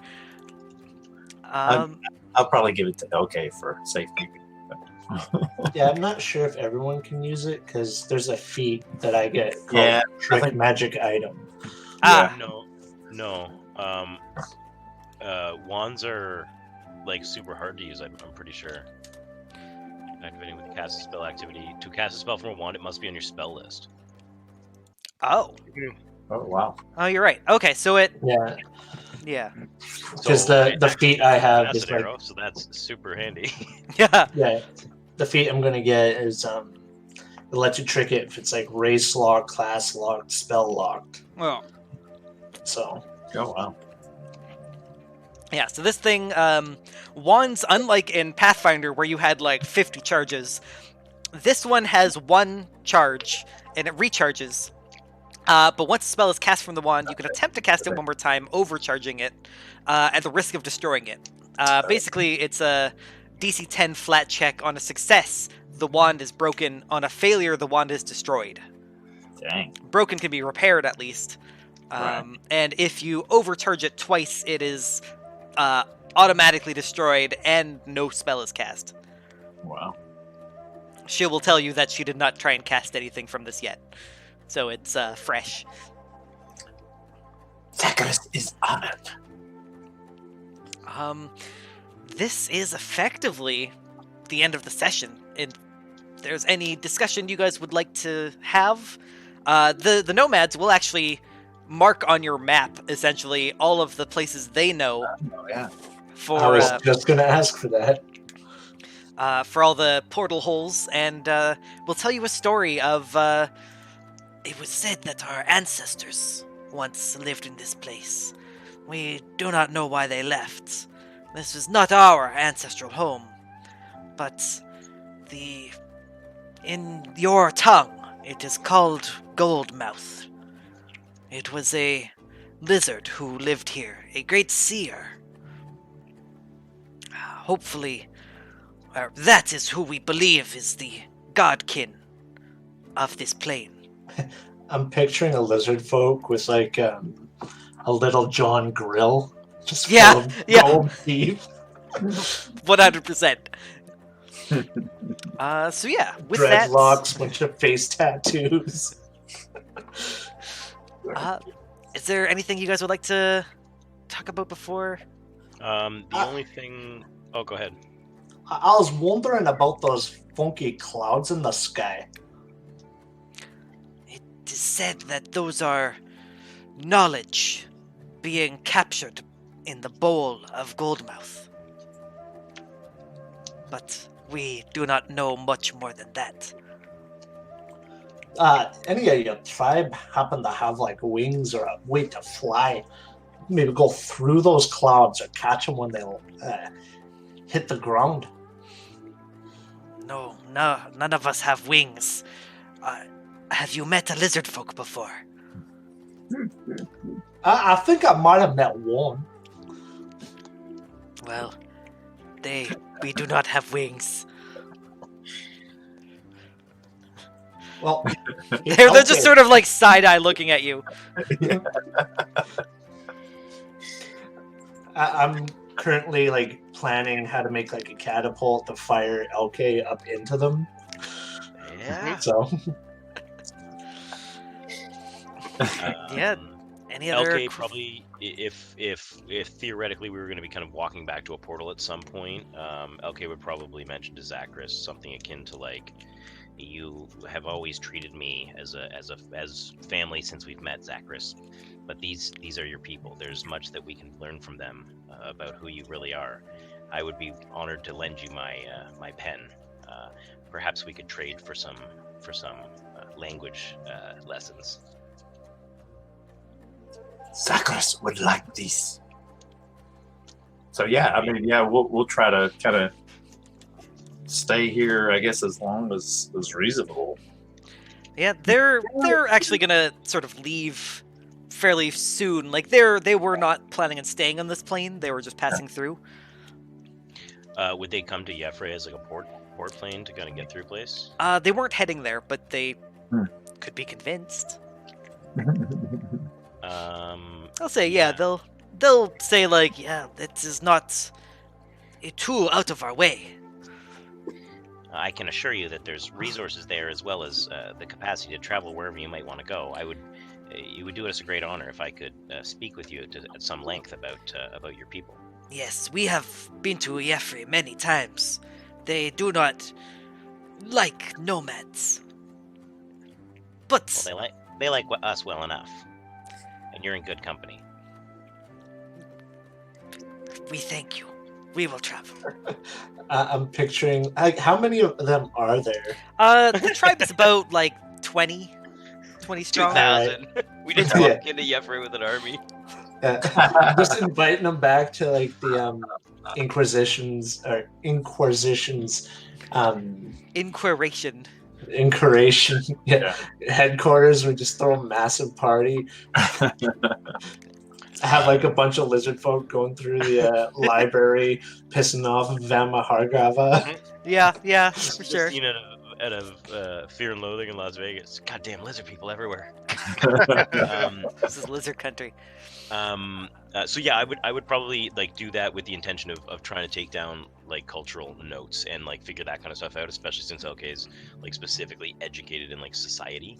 Yeah, and- for sure. And that kind of stuff. And so he would do that as an effort to kind of probably glean as much as we can about customs, traditions, and Zacharias being Zacharias. Yeah, just completely geek out. Yeah, I will. I'll go through any of that between next week. Okay. And so I guess this is a good place to say good night. Cool. You guys will be heading back to Iefri. You guys will have a full long rest. You'll be downtime for another week. And I guess I'll give you a taste of what happens in a week from now. Is you hear from Aliska. She says, "We've heard back from Tsutsuya. She found Garrick, but he was killed. We'd like you to go and investigate." Hold on. You mean the Garrick that was walking around here? Garrick that was walking around here? Yeah, she. I swear, like the guy that she went looking for was yeah. in. Yeah. Oh. Yeah, we met him. You guys never met Garrick. I thought we did. Didn't we meet Garrick? I thought we met Garrick. We never met him, but we saw him. Did we? Like he reported back or something, because They said I that remember. they said that he had checked in, but we never met him. Okay, maybe that was. Yeah. Okay. Right, because Tetsuya was like looking for him, and then I made a note that he was like in town at one point Okay. after. I don't remember that, and I think I might have said that offhandedly by accident. In my notes, he canonically has not been back. Okay. So I'm sorry about that, guys. I need to get my Okay. story straight. I was sitting there, I'm like, oh no, I don't know. somebody killed him and now brought him back, or he was the bad guy that like left Tetsuya to die. All right. Well, that's what you're going to have to figure out next week, because next week will be the murder mystery of what happened to Garrick. All right. And with that, have a good night. Twitch, I will see you guys later. Have a night. Good or otherwise.